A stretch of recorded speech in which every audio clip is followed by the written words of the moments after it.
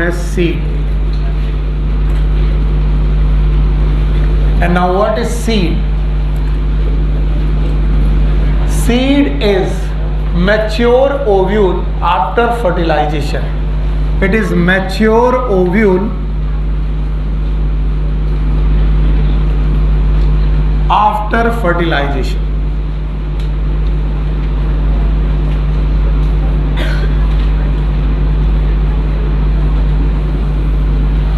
Fertilisation के बाद ovule अगर मैच्योर हो जाए तो वो सीड में कन्वर्ट हो जाता है। चूंकि मेरे को बेटा कई साल से पढ़ाते हुआ तो मैंने यही सीखा है कि अगर हम ओव्यूल सीख लें तो सीड हमको आ जाना चाहिए, और लकीली हमें ओव्यूल आता है। जैसे हमें मालूम है ओव्यूल की बाहरी लेयर का नाम है outer integument. Thank you very much. अंदर वाली एक और लेयर है इनर इंटीग्यूमेंट। Very good. इसके बाद न्यूसिलस, और फिर बचा है एम्ब्रियो सैक। फिर से बोलो।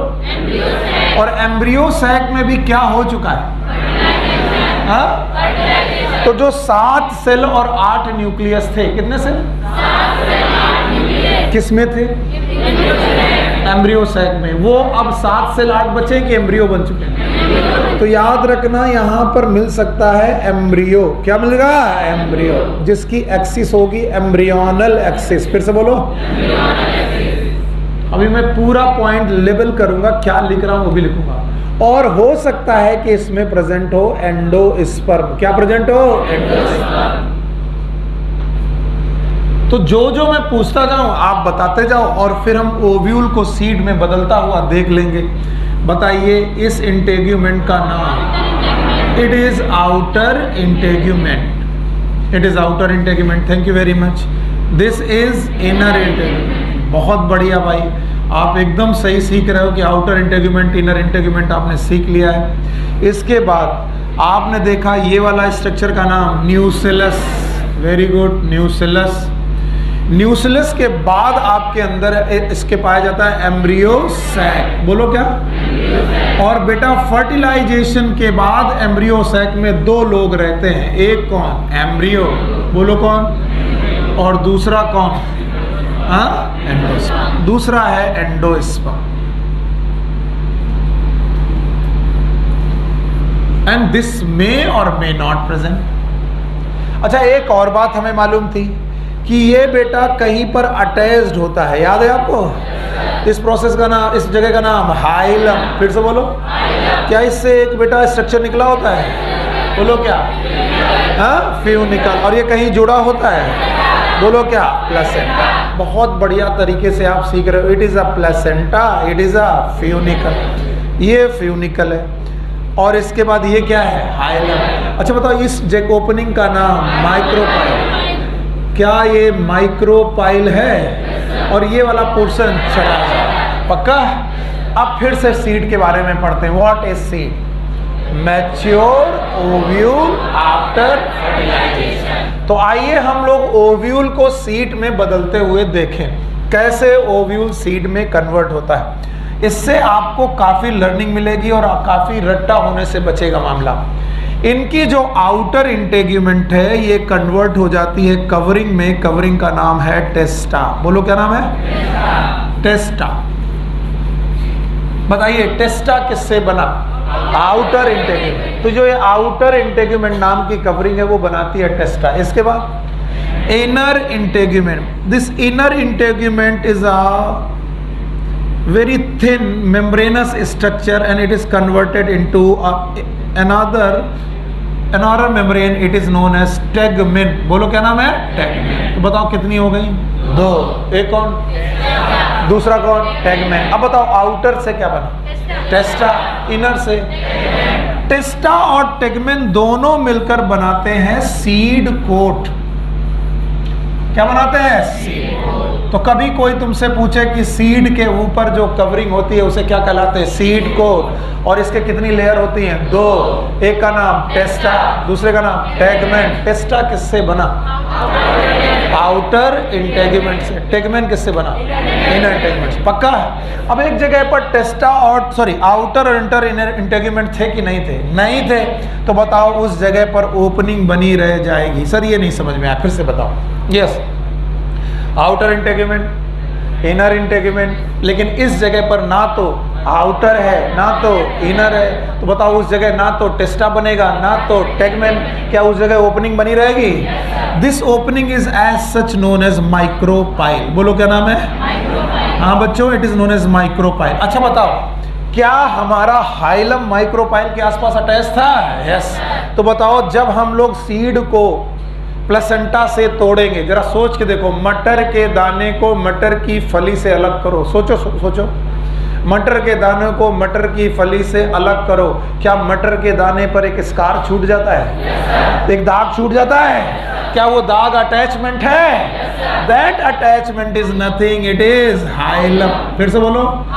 तो हाइलम का नाम यहाँ पर हाइलम, माइक्रोपाइल का नाम माइक्रोपाइल। नहीं आया सर? मुझे तो नहीं लग रहा कि आया। आया? चलो बोलो फिर से। टेस्टा किससे बना? Outer integument. और टेगमेंट किससे बना? पक्का? अब आज मैं ये जो सीड है इसमें से मैं डायकॉट सीड आपको सिखाने जा रहा हूँ। एक बार आप डायकॉट सीड सीख गए तो मोनोकॉट अपने आप आ जाएगा। तो चलो, आउटर इंटेगुमेंट से क्या बना? टेस्टा। इनर से क्या बना? टेगमेंट। एक जगह ऐसा था ना जहाँ आउटर था ना इनर था, उस जगह गैप छूट गया, गैप का नाम माइक्रोपाइल। गैप का नाम माइक्रोपाइल। क्या एक जगह अटैचमेंट था? क्या नाम था? हाइलम। क्या वहाँ स्कार छूट गया? नाम बताओ। Hilum. Hilum is the scar near micropyle. Okay, यहाँ तक किसी को कोई दिक्कत? अब बताओ, ओव्यूल में इसके अंदर कहाँ चलोगे तो क्या मिलेगा? बताना पड़ेगा। Ovule is going to form seed. तो देखो जो चीजें ओव्यूल में है क्या वो सीड में मिल रही कि नहीं? सीखो इसे। Outer integument, inner. अच्छा, आउटर और इनर के बाद क्या मिला? हाँ, न्यूक्लियस। ऐसे बोलो कि सर इसके बाद न्यूक्लियस मिलना चाहिए।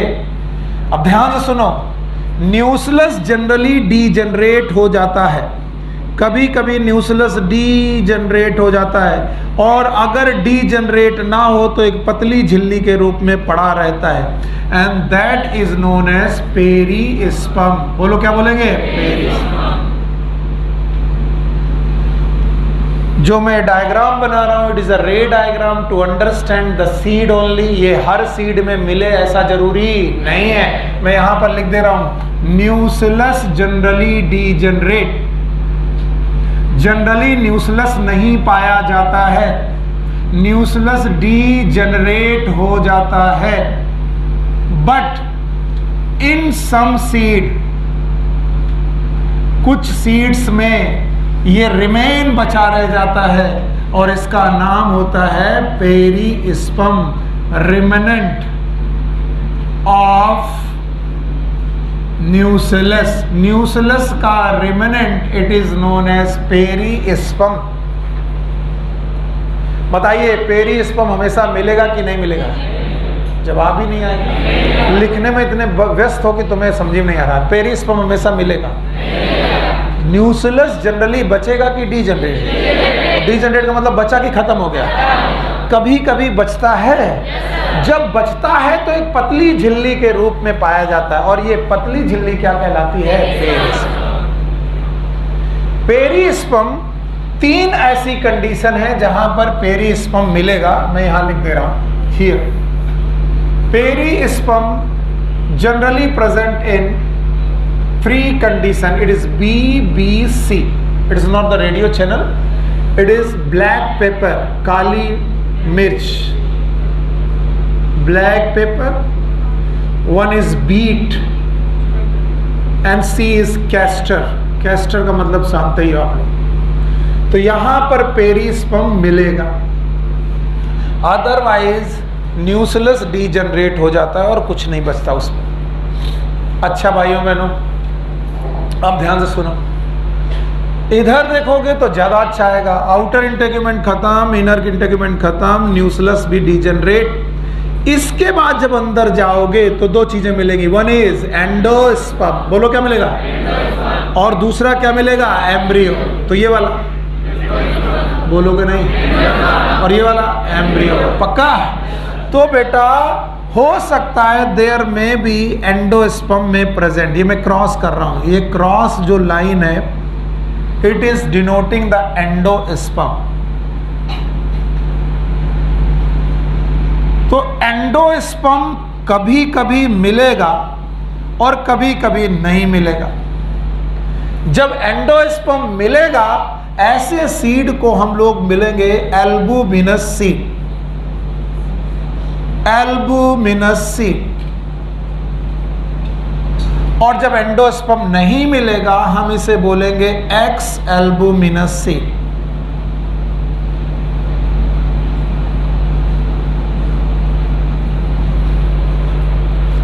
Albuminous seed are also known as endospermic seed.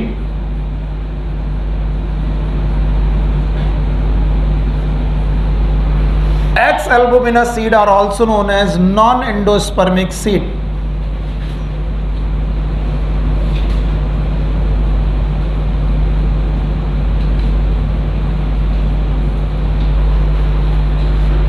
तो बताओ हर बार एंडोस्पर्म मिलेगा? तो एंडोस्पर्म अगर प्रेजेंट है तो एंडोस्पर्मिक सीड, नहीं है तो देखो, अगर तुम इधर ज्यादा फोकस करते रहे और लिखने में जाता गए तो तुम इस सीड को भूलोगे, और अगर तुम ओव्यूल पे फोकस करते रहे तो तुम्हारा काम बनेगा। मैं चौथी बार ये बात बोल रहा हूं, बताओ outer integument, inner, nucleus generally रहेगा, डीजनरेट हो जाएगा, कभी कभी रहेगा, क्या कहलाएगा, पेरिस्पर्म। तीन जगह हैं, number 1 black pepper, beet, castor, पक्का। अच्छा इसके बाद बेटा, इसके बाद क्या एम्ब्रियो सैक मिलना चाहिए? यस। एम्ब्रियो सैक में एम्ब्रियो और एंडोस्पर्म मिलना चाहिए? यस। एंडोस्पर्म अगर मिला तो पता नहीं क्या ये एंडोस्पर्मिक सीड होगा, नहीं मिला तो। और बेटा इसके बाद अगर कुछ बचेगा then it is a embryo, बोलो क्या होगा, एम्ब्रियो। और ये एम्ब्रियो में होंगे 2 कॉटिलेडन, बोलो कितने, 2। तो एक कॉटिलेडन ये रह गया, चना आपने देखा ही होगा, दूसरा कॉटिलेडन ये हो गया। तो अगर 2 कॉटिलेडन है तो मोनोकॉट की डाइकॉट, तो आपको मैं ये लिख के यहां दिखा रहा हूं, देयर में बी कॉटिलेडन्स, और अगर कॉटिलेडन्स हैं तो वो भी कितने होंगे, 2, मोनोकॉट की डाइकॉट, और बीच में होगी एक्सिस, बोलो क्या होगी, एक्सिस। और इस एक्सिस का नाम एम्ब्रियोनल एक्सिस, फिर से बोलो, जिसको मैं अलग से पढ़ा दूंगा, एम्ब्रियोनल एक्सिस को अलग से पढ़ा दूंगा, चिंता मत करो, मैं अलग से पढ़ा दूंगा उस एम्ब्रियोनल एक्सिस को। अगर आप इतना सीख गए हो तो मैं एम्ब्रियोनल एक्सिस को ओपन करके आपको दिखाता हूं। देखिए, let suppose this is a cotyledon 1 and this is a cotyledon 2, it is not butterfly, please don't consider it butterfly। ये आपके सामने सीड के 2 कॉटिलेडन हो गए। इसके बाद ये जो एक्सिस है, इस एक्सिस का नाम एम्ब्रियोनल एक्सिस, फिर से बोलो, एम्ब्रियोनल एक्सिस। और इस एम्ब्रियोनल एक्सिस का ऊपर वाला पार्ट प्लीम्यूल, फिर से बोलो, प्लीम्यूल, और नीचे वाला पार्ट रेडिकल, बोलो क्या नाम है, radicle is the part of axis that is known as hypocotyl, फिर से बोलो, and the plumule is the part of the axis known as epicotyl. कैसे लर्न करेंगे, कॉटिलेडन के लेवल के ऊपर है तो एपिकोटाइल, कॉटिलेडन लेवल के नीचे है तो हाइपोकोटाइल, हाइपोकोटाइल का टर्मिनल पार्ट रेडिकल, एपिकोटाइल का टर्मिनल पार्ट प्लीम्यूल। और इसकी आगे की कहानी पढ़ा ही चुका हूं मैं, radicle will give rise to roots, plumule will give rise to shoot system, give rise करेगा। बताइए मोनोकॉट था कि डाइकॉट? हाँ, चार्ट में बना दूंगा, जो आपको रट्टा मारना है वो तो मैं बना ही दूंगा, लेकिन रट्टा मारने वाले लोग बहुत ज्यादा सफल नहीं होंगे। जिनके दिमाग में इमेजेस होंगी वो लोग बहुत आसानी से समझ जाएंगे कि व्हाट इज सीड, क्या आपको सीड समझ में आया? एक बार बिना देखे बताओ, क्या सीड इज मैच्योर? राइपेंड शब्द नहीं यूज करते इसके लिए, कहीं राइपेंड शब्द यूज ही नहीं किया। राइपेंड शब्द किसके लिए यूज करते हो? ओवरी, फ्रूट के लिए। इसके लिए राइपेंड शब्द यूज नहीं करते। क्या बोलेंगे? Mature ovule after fertilization. Mature ovule after fertilization. पक्का? तो ओव्यूल से ही सीड बनता है। तो हम लोग तो जुगाड़ू लोग हैं, हमने ओव्यूल से ही सीड बनाने की कोशिश कर ली। तो बताओ, अब बिना देखे बताना, इधर मत देखना, बस बोर्ड में मत देखना, मन में देखो। अच्छा, ओव्यूल में आपको दिखा सबसे बाहर आउटर इंटेगुमेंट, फिर आउटर और इनर इंटेगुमेंट दोनों अब कन्वर्ट हो गए। क्या बनाया? Seed coat. क्या बनाया? सीड कोट में कितनी लेयर? एक कौन? टेस्टा। एक कौन? टेगमेंट। माइक्रोपाइल था? माइक्रोपाइल है। हाइलम था? स्कार है। आज इस स्कार को उनको क्या बोल रहे हैं? हाइलम। अच्छा, अंदर घुसे तो इधर न्यूस, अंदर घुसे तो न्यूसिलस। जनरली मिलेगा कि नहीं मिलेगा? फर्टिलाइजेशन के बाद न्यूसिलस जनरली नहीं मिलेगा, कभी कभी मिलेगा। नाम बताओ। पेरिस। क्या ये रिमेनेंट ऑफ न्यूसिलस है? क्या बोलेंगे? पेरिस। और अंदर घुसेंगे? एम्ब्रियोसैक मिलेगा। एम्ब्रियोसैक में अगर एंडोस्पर्म मिला तो एंडोस्पर्मिक सीड, और नहीं मिला तो पक्का? एंडोस्पर्मिक सीड का दूसरा नाम एल्बुमिनस सीड। और non endospermic seed x albuminous seed. अच्छा बताओ, कॉटिलेडन मिलेंगे अंदर? अगर डाइकॉट है तो कितने कॉटिलेडन? दो होंगे। एक्सिस मिलेगी। एक्सिस का नाम एम्ब्रियोनल एक्सिस। इसके दो पार्ट मिलेंगे। वन इज एपिकोटाइल, दूसरा हाइपोकोटाइल। एपिकोटाइल का टर्मिनल पार्ट प्लीम्यूल और हाइपोकोटाइल का रेडिकल। प्लीम्यूल से सूट सिस्टम और रेडिकल से root system. It was the diagram, and this is not the real diagram. These are the ray diagram. What is the ray diagram? क्या जो कुछ भी मैंने बनाया सब एक साथ एग्जिस्ट करता हुआ मिलेगा? No. तो ये लर्न करने के अच्छे तरीके कि हमें सीड भी पूरा आ गया और हमें समझ में भी पूरी बात आ गई। अगर ये चीज़ें आपको समझ में आ गई हैं तो अब इसका चार्ट बनाते हैं, और जितने लोग भी चार्ट बना देंगे उतने सारे लोग वेरी गुड है। बताओ, हम लोग डाइकॉट सीड में जा रहे हैं दो पार्ट करने के लिए। सीड के दो पार्ट होते हैं।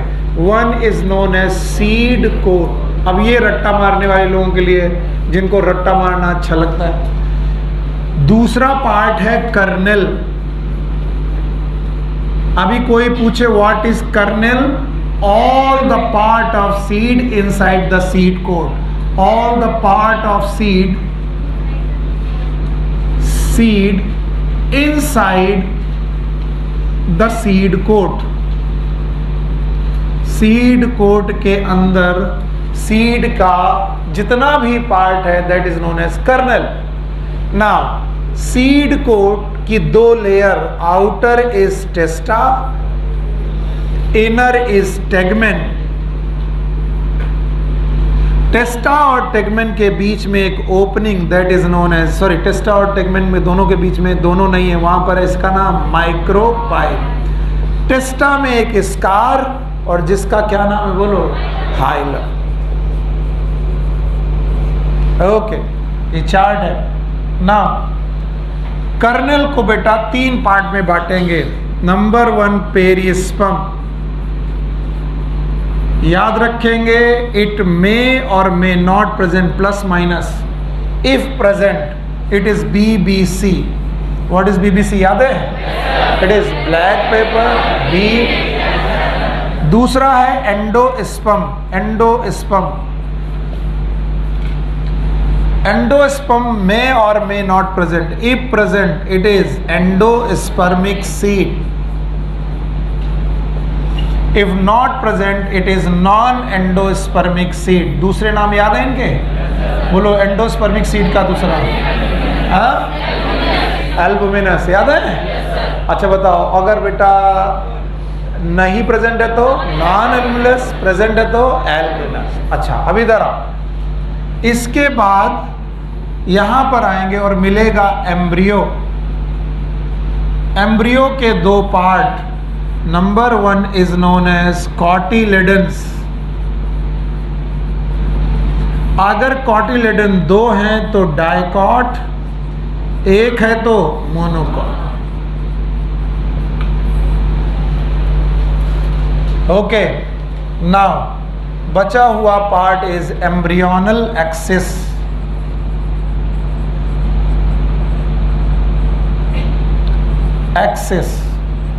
और जिसके दो पार्ट, एक का नाम एपिकोटाइल,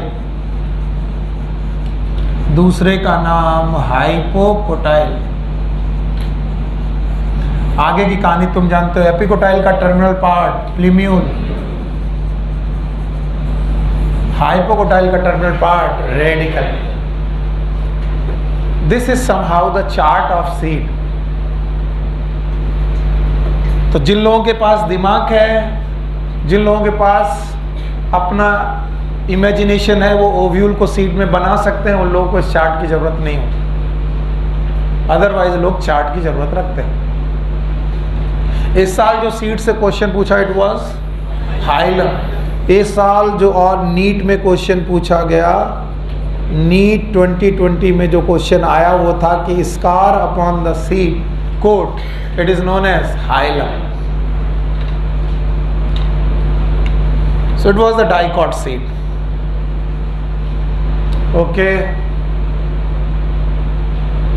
हटा दें? ठीक, आ गया ना? हटा दें? ठीक। इसके बाद हमारे पास आता है मोनोकॉट सीड। मोनोकॉट सीड में भी सारी कहानी ऑलमोस्ट ऐसी ही है।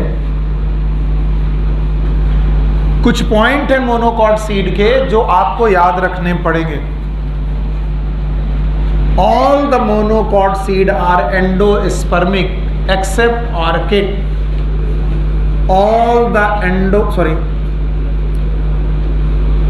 all the monocot seed, almost all, they are endospermic.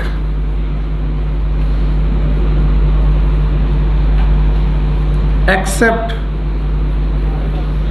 orchid. अब बताओ,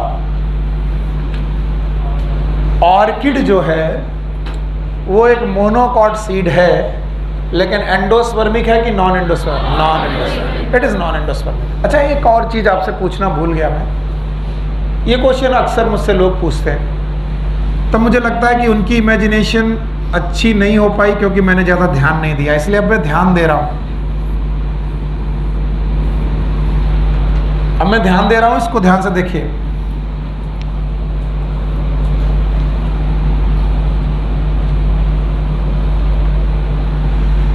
अगर मैं सीड कोट बोलूं तो बताइए, जो सीड कोट है ये कितने लेयर की बनी है? एक कौन और एक? क्या सीड कोट ही फ्रूट वॉल है? Yes sir. बहुत गड़बड़ काम करते हो। क्या ये सीड कोट है? टेस्टा टेगमेन है? माइक्रोपाइल है? तो बताओ, सीड कोट और फ्रूट वॉल एक ही बात है। फ्रूट वॉल का नाम क्या बताया था? पेरिकार्प। बोलो, कितनी लेयर थी? 3। Number 1 epicarp, mesocarp, endocarp. कितनी layer? Number 1 epicarp, mesocarp, endocarp. पक्का? और यहाँ पर सीड है, और सीड में पाई जा रही है कौन सी कोट? Seed coat. तो बताओ, सीड कोट और फ्रूट बॉल एक ही बात है कि अलग अलग? हाँ। लेकिन in case of monocot seed, mostly, not always, mostly, अब मैंने ऑलवेज नहीं बोला, mostly the fruit wall and seed coat, they are they are attached to each other. एक दूसरे से एकदम अटैच्ड होती है या फ्यूज होती है। मैं बोल सकता हूं seed coat fuses with the fruit wall. तो बताओ, इनका फ्रूट और सीड अलग अलग पहचान पाओगे कि नहीं? नहीं पता। तो in the mostly in monocot seed, fruit wall and seed coat, they are fused to each other.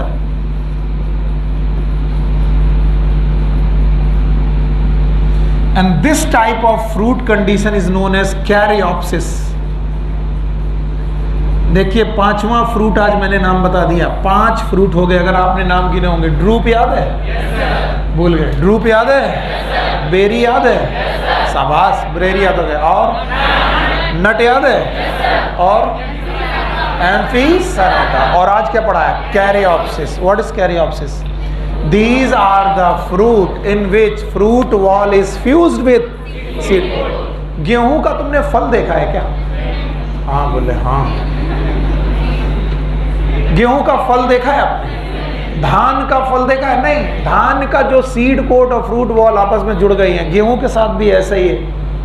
Even भुट्टा, मक्का देखा है आपने? उसका फ्रूट वॉल और सीड कोट अलग अलग की बेटा फ्यूज हो गया। फ्यूज बोले भाई सर मैंने भुट्टे का फल खाया है। भुट्टे का फल नहीं खाते आप, क्या खाते हैं? सीड। तो mostly fruit wall and seed coat, they are fused to each other. They are always or mostly, and condition is known as caryopsis. बहुत ध्यान से समझिएगा इसे। उसके बाद मैं डायग्राम बना के आपको सिखा दूंगा। ये 2 बातें हैं जो मुझे समझानी ही थी। बताइए, फ्रूट वॉल और सीड कोट एक ही बात है कि अलग अलग है? तो testa and tegmen these are seed coat. और बेटा pericarp it is fruit wall. Pericarp की कितनी लेयर? 3। Number 1 epicarp, mesocarp. पक्का? अच्छा बताओ, मोनोकॉट में ज्यादातर सीड एंडोस्पर्मिक है कि non endospermic? Endospermic. Except it is endospermic कि नॉन एंडोस्पर्मिक? और एक और बात, fruit wall and seed coat they are fused. Fruit का नाम कैरियोप्सिस। ये जबरदस्ती का नॉलेज है मैं जो आपको दे रहा हूं, ये कभी नहीं पूछा जाएगा because it is out of NCERT.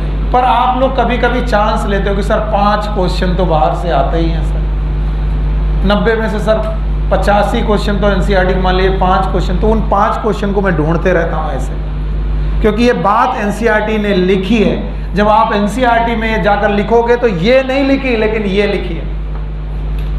जब आप सीड पढ़ें तो ये लिखा हुआ है। क्या लिखा हुआ है? Fruit wall and seed coat fuse. तो जहां एनसीईआरटी में फ्रूट वॉल और seed coat fuse to each other लिखा है, वहां पर क्या लिख लें? कैरियोप्सिस। और नहीं मानो तो देखो मैं तुम्हें दिखाता हूं। मैं एनसीईआरटी की लाइनों को क्वेश्चन के हिसाब से ढूंढने की कोशिश करता हूं ताकि आपका काम बन जाए। ये पॉलन पिस्टल इंटरेक्शन हम लोग पढ़ चुके हैं।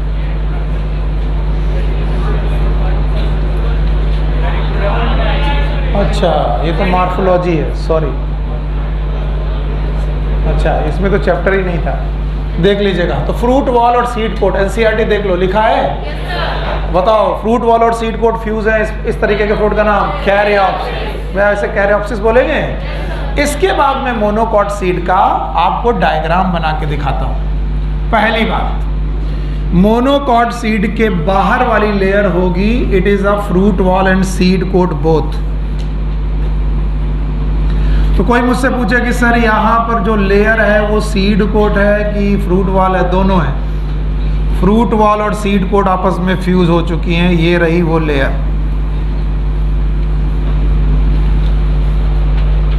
ओके, इसके बाद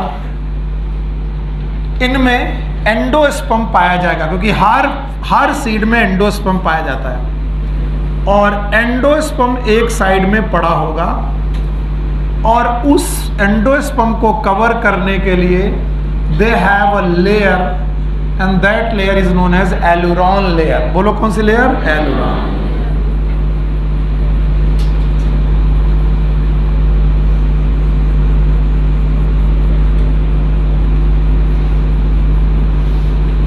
तो भाइयों बहनों, इनमें एंडोस्पर्म मिलेगा,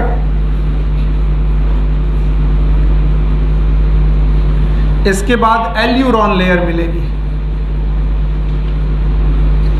अब मैं एक बात आपको पढ़ा ही रहा हूं, सेक्सुअल रिप्रोडक्शन, फ्लावरिंग प्लांट पढ़ा ही रहा हूं, तो समझ में आ जाएगा। बातें मत करो बेटा। एंडोस्पर्म इनका ट्रिप्लॉइड होता है, पूरे एंजियोस्पर्म का endosperm triploid, whether it is monocot और डाइकॉट, उनका एंडोस्पर्म कैसा होगा? 3 है। और aleurone layer is the part of endosperm, तो ये भी 1 2 n की 3 है। एलुरो का मतलब होता है प्रोटीन, तो ये याद रखना, it is made up of protein. Aleurone layer it surround the endosperm. Okay, बातें नहीं? इसके बाद एक कोने में, इसे एक कोना माना जाएगा, यहां पर शील्ड शेप, ये भी पूछा जा चुका है क्वेश्चन, शील्ड शेप, ढाल के आकार का, योद्धा लोग जैसे लड़ते थे वैसे ही ढाल, शील्ड शेप कॉटिलेडन पाया जाता है। और ये जो शील्ड शेप कॉटिलेडन है, ये इसका नंबर 1 होता है और इसे बोलते हैं स्कूटेलम। ये क्वेश्चन पूछा जा चुका है 2019 में, 18-19 में, कि बताओ single cotyledon of the monocot, it is known as scutellum. Okay, अगर ये कॉटिलेडन है तो इसमें एम्ब्रियोनल एक्सिस होनी चाहिए। हाँ बच्चों, दे हैव एम्ब्रियोनल एक्सिस, इनके पास एम्ब्रियोनल एक्सिस है। अगर मैं इसे कॉटिलेडन का लेवल बोलूं तो ये वाला पोर्शन एपिकोटाइल की हाइपोकोटाइल, एपिकोटाइल, और ये वाला पोर्शन इट इज हाइपोकोटाइल।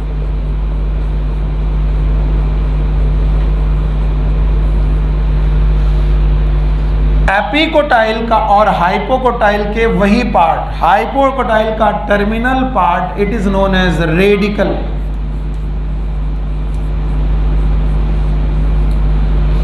और एपिकोटाइल का terminal part it is known as plumule और शूट अपेक्स। एनसीईआरटी ने यहां पर शूट अपेक्स लिखा हुआ है।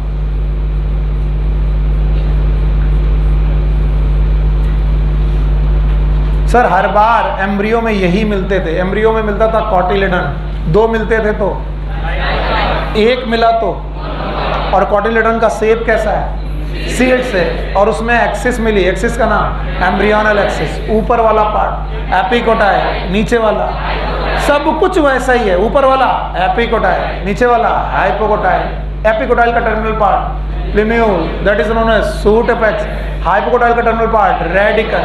पक्का? बट इनमें प्लेम्यूल के ऊपर एक्स्ट्रा कवरिंग पाई जाती है। These extra covering are known as coleoptile. ये डाइकॉट में नहीं था। और ऐसे ही इनमें, ऐसे ही बेटा इनमें एक्स्ट्रा कवरिंग पाई जाती है। This is known as coleorhiza. देखो तुम्हें जो लोग नए लोग बैठे हैं वो भूलेंगे ही भूलेंगे इसे, तो कोलियो शब्द याद रखना, कोलियो। इसके बाद राइजा मतलब होता है रूट, राइजा मतलब तो रूट की तरफ निकलने वाली कवरिंग कोलियोराइजा, रूट की तरफ से निकलती है, रेडिकल तो रेडिकल की तरफ कोलियोराइजा। और पिटाइल शब्द जो होता है वो लीफ के लिए यूज किया जाता है। किसके लिए? Leaf. Actually these are the leaf primordia. इन्हें क्या बोलते हैं? Leaf primordia. ये पहली पत्तियां हैं जिन्हें हम लोग बोलते हैं कोलियोप्टाइल, तो it is known as coleoptile. तो बताओ एपिकोटाइल के ऊपर जो कवरिंग है उसका नाम कोलियोप्टाइल, और हाइपोकोटाइल के नीचे कवरिंग है जो वो coleorhiza. So this is the monocot seed. और जो सीड मैंने बनाया है ये मक्के का सीड बनाया है। मक्का मतलब कॉर्न, कॉर्न मतलब भुट्टा। तो मैंने कॉर्न सीड आपके सामने बनाया है और ये डायग्राम में एनसीईआरटी में दिया गया है। सो आप लोग एनसीईआरटी से रिलेट करोगे तो और अच्छा है। जब आप एनसीईआरटी से रिलेट करोगे तो और भी अच्छा है। हाँ भाई, जमाई ले ली? हाँ सर ले ली। आप बताओ, आप क्वेश्चन का जवाब दे पाओगे? अगर क्वेश्चन का जवाब दे पाओगे तो तुम राजा बाबू। आज हमने क्या पढ़ना चालू किया, और नोटबुक देखना नहीं है, और अभी का भी एग्जामिन हो जाएगा कि तुम्हें कितना आया। अगर नहीं आया तो रिवाइज करो, आया तो आगे बढ़ो। चलो जल्दी बोलो, सीड इज द। अब हम लोग यहीं आके रुकेंगे बस, इसके बाद नहीं रुकेंगे, इसके बाद हम लोग आगे बढ़ जाएंगे। बोलो, seed is the after fertilization, ovule fertilize होकर के क्या बनाएगा? सीड। अच्छा इसे बाय कर दे रहे क्योंकि जब तक ये रहेगा मजा नहीं आएगा। अब बताओ, क्या तुम्हें सीड में और ओव्यूल में सिमिलरिटी दिखाई पड़ रही है? ओव्यूल का आउटर इंटेगमेंट, वाह भाई, इनर, दोनों को मिलाकर पक्का। यहाँ पर माइक्रोपाइल था, ना तो आउटर इंटेगमेंट था ना तो इनर, इसीलिए टेस्टा और टेगमेंट में छेद बना रहा। ना बताओ माइक्रो। क्या वहां पर अटैचमेंट था? नाम था हाइलम। टूटा तो दाग बन गया, स्कार मिला, नाम बताओ hilum. Hilum is found near the micro. हो गया। अब अंदर घुसते हैं। आउटर इंटेगुमेंट, इनर इंटेगुमेंट के अंदर क्या मिलता है? न्यूसिलस। क्या न्यूसिलस जो था वो यहाँ पर हमेशा मिलेगा? डीजनरेट हो जाएगा? कभी कभी मिलेगा? नाम बताओ। पेरिस। 3 एग्जाम्पल है, बोलो कौन? B, B, C. B for black paper, B cassette. पक्का? आगे एम्ब्रियो सैक मिलना चाहिए, एम्ब्रियो में एंडोस्पर्म मिलना चाहिए। अगर मिला तो एंडोस्पर्म, नहीं मिला तो एंडोस्पर्मी का दूसरा नाम एल्बुमिन और एक्स। पक्का? अच्छा बताओ, हमेशा एम्ब्रियो मिलेगा? यस। कोई भी सीड बिना एम्ब्रियो के नहीं मिलेगा। एम्ब्रियो में कॉटिलेडॉन 2 हैं तो डायकॉट 1 है तो इसके बाद एम्ब्रियोनल एक्सिस मिलेगी। ऊपर वाला पार्ट एपिकोटाइल, नीचे वाला हाइपोकोटाइल। बच्चा आपको नहीं आया तो फिर क्वेश्चन बताना पड़ेगा। ऊपर वाला पार्ट एपिकोटाइल, नीचे वाला एपिकोटाइल का टर्मिनल पार्ट प्लेम्यूल, हाइपोकोटाइल का रेडिकल। सीड खत्म। डाइकॉट के बाद मोनोकॉट है। मोनोकॉट सीड में सीड वॉल और सीड कोट और फ्रूट वॉल अलग अलग के fuse. This condition is known as caryopsis. It is always और mostly, not always, it is mostly. अंदर घुसे तो क्या हमें एंडोस्पर्म मिलेगा? बड़ा सा। All the monocot seed are endosperm. Few example, one of them is, few exception है, बोलो कौन? आर्के। पक्का? एक कोने से दूसरे कोने तक बेटा एंडोस्पर्म प्रेजेंट है। इसके चारों तरफ एक प्रोटीन लेयर है। कैसी लेयर? एलुरोन। और एलुरोन लेयर जो है 1n है, 2n है कि 3n? फिर एक कोने में सील्ड शेप एंडोस्पर्म मिलेगा। सील्ड शेप इस एंडोस्पर्म का नाम स्कूटेलम। फिर से बोलो। इसमें एक्सिस मिलेगी, एक्सिस का नाम एम्ब्रियोनल एक्सिस मिलेगी। ऊपर वाला पार्ट एपिकोटाइल, नीचे वाला पार्ट हाइपोकोटाइल। एपिकोटाइल का टर्मिनल पार्ट प्लेम्यूल, हाइपोकोटाइल का रेडिकल। जनरली बात यहाँ खत्म हो जानी चाहिए थी, लेकिन इन्होंने 2 एक्स्ट्रा चीजें रखी। प्लेम्यूल के ऊपर पॉलीऑक्टाइल और रेडिकल के नीचे। पक्का? तो क्या हमने 6 की 6 बातें पढ़ ली? कौन सी 6 बातें? Root, stem, leaf, flower, fruit and seed. और हमने कहा था मॉर्फोलॉजी में हमें 6 ही चीजें पढ़नी है। चैप्टर एक्चुअली यहाँ पर एंड हो जाना चाहिए, लेकिन यहाँ के बाद चैप्टर में आपको 3 फैमिलीज पढ़नी है। How many? 3। और उन 3 फैमिलीज को पढ़ने के लिए we have to understand about the semi-technical description of the plant, or it is most important, semi-technical description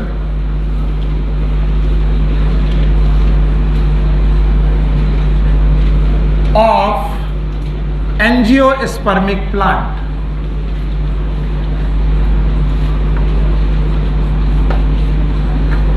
जब भी हम लोग एंजियोस्पर्मिक प्लांट को पढ़ेंगे तो उनको डिस्क्राइब करने का एक सेमी टेक्निकल वे होता है। फुल टेक्निकल वे नहीं, it's a semi technical way. और पेन आप लोग साइड में रख दो, मैं लिखने का खूब मौका दूंगा। जब आप खूब अच्छे से समझ जाना तब आप लिख लेना। सेमी टेक्निकल डिस्क्रिप्शन जब तक नहीं आएगा, फैमिलीज आप हिला भी नहीं पाओगे, फैमिलीज को छू भी नहीं पाओगे, और फैमिलीज आपके लिए बड़ा हवा बनी रहेंगे। और अगर सेमी टेक्निकल डिस्क्रिप्शन अपनी जेब में आ गया तो फैमिलीज आप चलते फिरते लोगों को पढ़ाओगे। भैया आपको कौन सी फैमिली पढ़नी है, आप मेरे पास आओ, मैं आपको पढ़ा देता हूं। तो सेमी टेक्निकल डिस्क्रिप्शन में क्या क्या डिस्क्रिप्शन लिखने हैं वो पहले सीखेंगे, फिर जब मैं दोहराऊंगा फिर आप लिख लेंगे। लिखते वक्त आप बहुत ज्यादा लिखने पे ध्यान रखते हो और आप समझ नहीं पाते हो, तो अगर हो सके अपने टीचर की थोड़ी देर बात माननी है तो मान लो, मैं कोई भी चीज मिटाऊंगा नहीं जब तक आप लिख नहीं लोगे। ठीक है? नहीं मिटाऊंगा, प्रॉमिस नहीं मिटाऊंगा, लेकिन पहले समझिएगा। पहला डिस्क्रिप्शन जो लिखते हैं वो हमेशा लिखते हैं हैबिट एंड हैबिटेट, कि हमारा जो प्लांट है उसका हैबिटेट क्या है और हैबिट क्या है। याद रखना, हैबिट की कंडीशन में हम लिखेंगे कि वो हर्ब है, कि वो श्रब है, कि वो ट्री है। क्या आपको अरिस्टोटल साहब याद है? अरिस्टोटल ने दुनिया भर के प्लांट को 3 पार्ट में बांटा था। Number 1 herb, shrub, tree. और उसके बाद हैबिटेट में लिखेंगे कि वो कहाँ कहाँ रहता है। ट्रॉपिक रीजन में है, सब ट्रॉपिक रीजन में है, पोलर रीजन में है, कि वर्ल्ड वाइड है। कुछ पौधे होते हैं जो पूरी दुनिया में नहीं पाए जाते, जैसे अब जिम्नोस्पर्म का pine plant, Christmas tree Kanpur में मिलेगा? नहीं मिलेगा, नहीं मिलेगा। तो आपको मालूम है कुछ पौधे हैं जिनका हैबिटेट पूरी दुनिया में है, कुछ में ट्रॉपिकल, कुछ सेमी ट्रॉपिकल, कुछ टेम्परेट, कुछ पोलर, वो मैं सिखाऊं। आपको लिखना है वेजिटेटिव कैरेक्टर, वेजिटेटिव कैरेक्टर्स। और भाइयों बहनों, वेजिटेटिव कैरेक्टर्स में आपको 3 कैरेक्टर पकड़ने। एक पकड़ना है रूट, दूसरा पकड़ना है स्टेम, और तीसरा पकड़ना है लीफ। और इनमें बहुत ज्यादा एंट्री नहीं मारनी, केवल छू करके निकलना। जैसे रूट में देखना है टाइप्स ऑफ रूट, और मैंने पढ़ाई थी 3 प्रकार की रूट, याद है? बोलो क्या? आज पूरी मॉर्फोलॉजी सीखने का समय है, रिवाइज करने का। बताओ रूट में 3 सीखा था नहीं? बोलो कौन? Tap root, fibrous root, adventitious, dicot, tap root, monocot, fibrous root, अगर और कहीं से आए तो एडवेंटिस। टाइप ऑफ रूट के बाद एनी मॉडिफिकेशन, अगर कोई भी मॉडिफिकेशन दिख जाए तो लिखो, नहीं दिख जाए तो आगे बढ़ जाओ।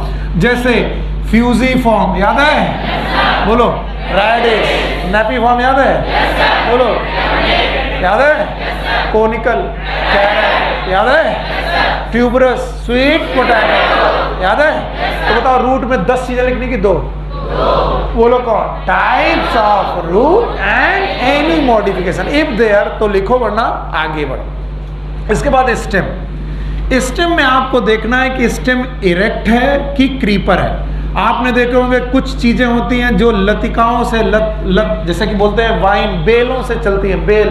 तो बेल वाले जो स्टेम होते हैं वो सीधे खड़े होते हैं कि क्रीप करते हैं? क्रीप करते हैं। और जैसे आम नीम है तो इरेक्ट है। तो इरेक्ट और क्रीपर देखना है। इसके बाद एनी मॉडिफिकेशन, इसके अलावा और कुछ नहीं देखना, कोई मॉडिफिकेशन है कि नहीं है। तो ये तो इतनी नॉर्मल बातें हैं कि आप चलते चलते बता दोगे कि नीम वाला, नीम का जो तना होता है वो क्रीप करता है। अच्छा, आम का करता है? अच्छा, सेम का करता होगा? पता नहीं। Same is Fabaceae. फैबेसी में टेंड्रिल्स पाए जाते हैं। अच्छा, लौकी का करता होगा? हाँ, तरोई का करता होगा? कुकुम्बर का करता होगा? तो बताओ ये इरेक्ट है कि क्रीपर है? क्रीपर। आम का? नीम का? Thank you very much. Now leaf में क्या देखना है? पहला देखना है टाइप्स ऑफ लीफ। भाइयों बहनों, 2 टाइप की लीफ पढ़ाई थी, बोलो कौन?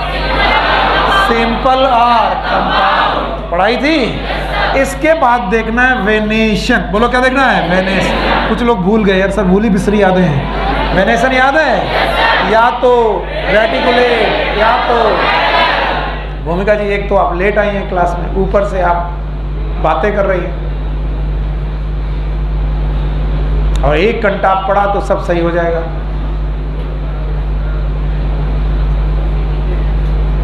दुनिया भर के बर्थडे तुमको याद रहते हैं, और वो सब स्टेटस में भी लगाने, और दुर्भाग्य से तुम्हारा नंबर मेरे पास सेव भी है।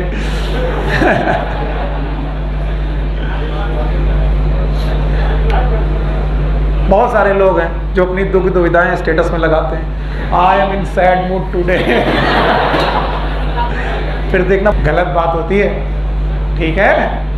और ये कोरोना वोरोना सब सही चल रहा है, इसके लिए हमेशा मास्क वास्क पहनो और इससे बचो, और इन उल्टी सीधी हरकतों से मतलब मत रखो। लाइफ में जितनी जरूरी साइंस है उससे ज़्यादा मोरल्स है, नैतिक शिक्षा जल्दी मिलनी चाहिए, है ना? बोलते हैं यस सर। और तुमको छपेड़ा पुलिया पे देखा है मैंने, हाँ? छपेड़ा पुलिया nowadays known as CP, और दिल्ली में सीपी मतलब कनॉट प्लेस, और कानपुर में सीपी मतलब, हाँ? लखनऊ वाले इसी तरीके से गंज जाते हैं, हजरतगंज, वहाँ गंजिंग करते हैं। बोले गंजिंग करने चलोगे? मैं लखनऊ में बोला गंजिंग क्या होता है? गंजा करना? बोले नहीं, हजरतगंज में ऐसे टपोरी की तरह खड़े रहना आते जाते लोगों को छेड़ना, इट्स नॉट गुड थिंग। चपेड़ा पुलिया में भी यही हो रहा है, हाँ? बदनाम चाय, नाम ही उसने रख लिया बदनाम चाय। काका देव का अगर माहौल ठीक हो जाए तो सिलेक्शन रेट 30% तक जा सकता है। हम लोग बहुत इंटेलिजेंट स्टूडेंट्स हैं, साथ में यहाँ के टीचर भी बहुत इंटेलिजेंट हैं। आप कहीं से भी पढ़ के आओ, मैं अपने बारे में बात नहीं कर रहा हूँ, बाकी टीचर्स के बारे में बात, तुम कहीं से भी पढ़ के आओ, तुम यहाँ के टीचर्स को ज़्यादा मेहनती पाओगे और ज़्यादा इंटेलिजेंट पाओगे। तुम किसी भी कोचिंग से जाओ, एल नाकास कहीं भी, लेकिन फिर भी हमारे रिजल्ट खराब क्यों है? क्योंकि हम आपके अंदर वो जज्बा पैदा ही नहीं कर पा रहे, जिसको बोलते हैं कंपटीशन। हम हमारा काम कर रहे हैं कि भैया हमारा तो कोर्स कंप्लीट हो गया, हमने तो पढ़ा दिया, हमारा पैसा वापस दो हमको और तुम पढ़ो और बाढ़ में जाओ। जबकि जब हम तैयारी करने आए थे तो हम आपस में जो स्टूडेंट थे वो इतना compete करते थे कि तुम्हारा नंबर मेरे से ज़्यादा आना ही नहीं चाहिए, और हम कोशिश करते थे कि टॉप में हम रहें। और कंपटीशन फीलिंग होती थी, यार अभी अगर यहाँ की रैंक में हमारा नाम नहीं आ रहा है तो एलन में क्या नाम होगा और फिर हमारा सिलेक्शन कैसे होगा। तो हमारे यहाँ पर केवल पढ़ने और पढ़ाने की प्रथा है, कंपटीशन फील करना ख़त्म कर दिया।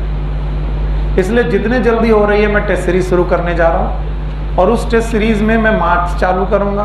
और शायद मार्क्स को तभी तुम सीरियसली लेते हो जब तुम्हें कोई गिफ्ट मिले, तो ठीक है, अपनी औकात अनुसार मैं गिफ्ट करने की कोशिश करूँगा जो मेरी औकात है, और मैं देखूंगा कि कितने लोग अच्छा परफॉर्म कर रहे हैं। ये गिफ्ट इसलिए नहीं है कि तुम उससे कुछ अमीर हो जाओगे या मैं गरीब हो जाऊंगा, इसलिए है कि तुम शायद मन लगाओ। और जो लोग रैंक अच्छी करेंगे उनके अंदर एक जज्बा पैदा होता है जिसको बोलते हैं कंपटीशन।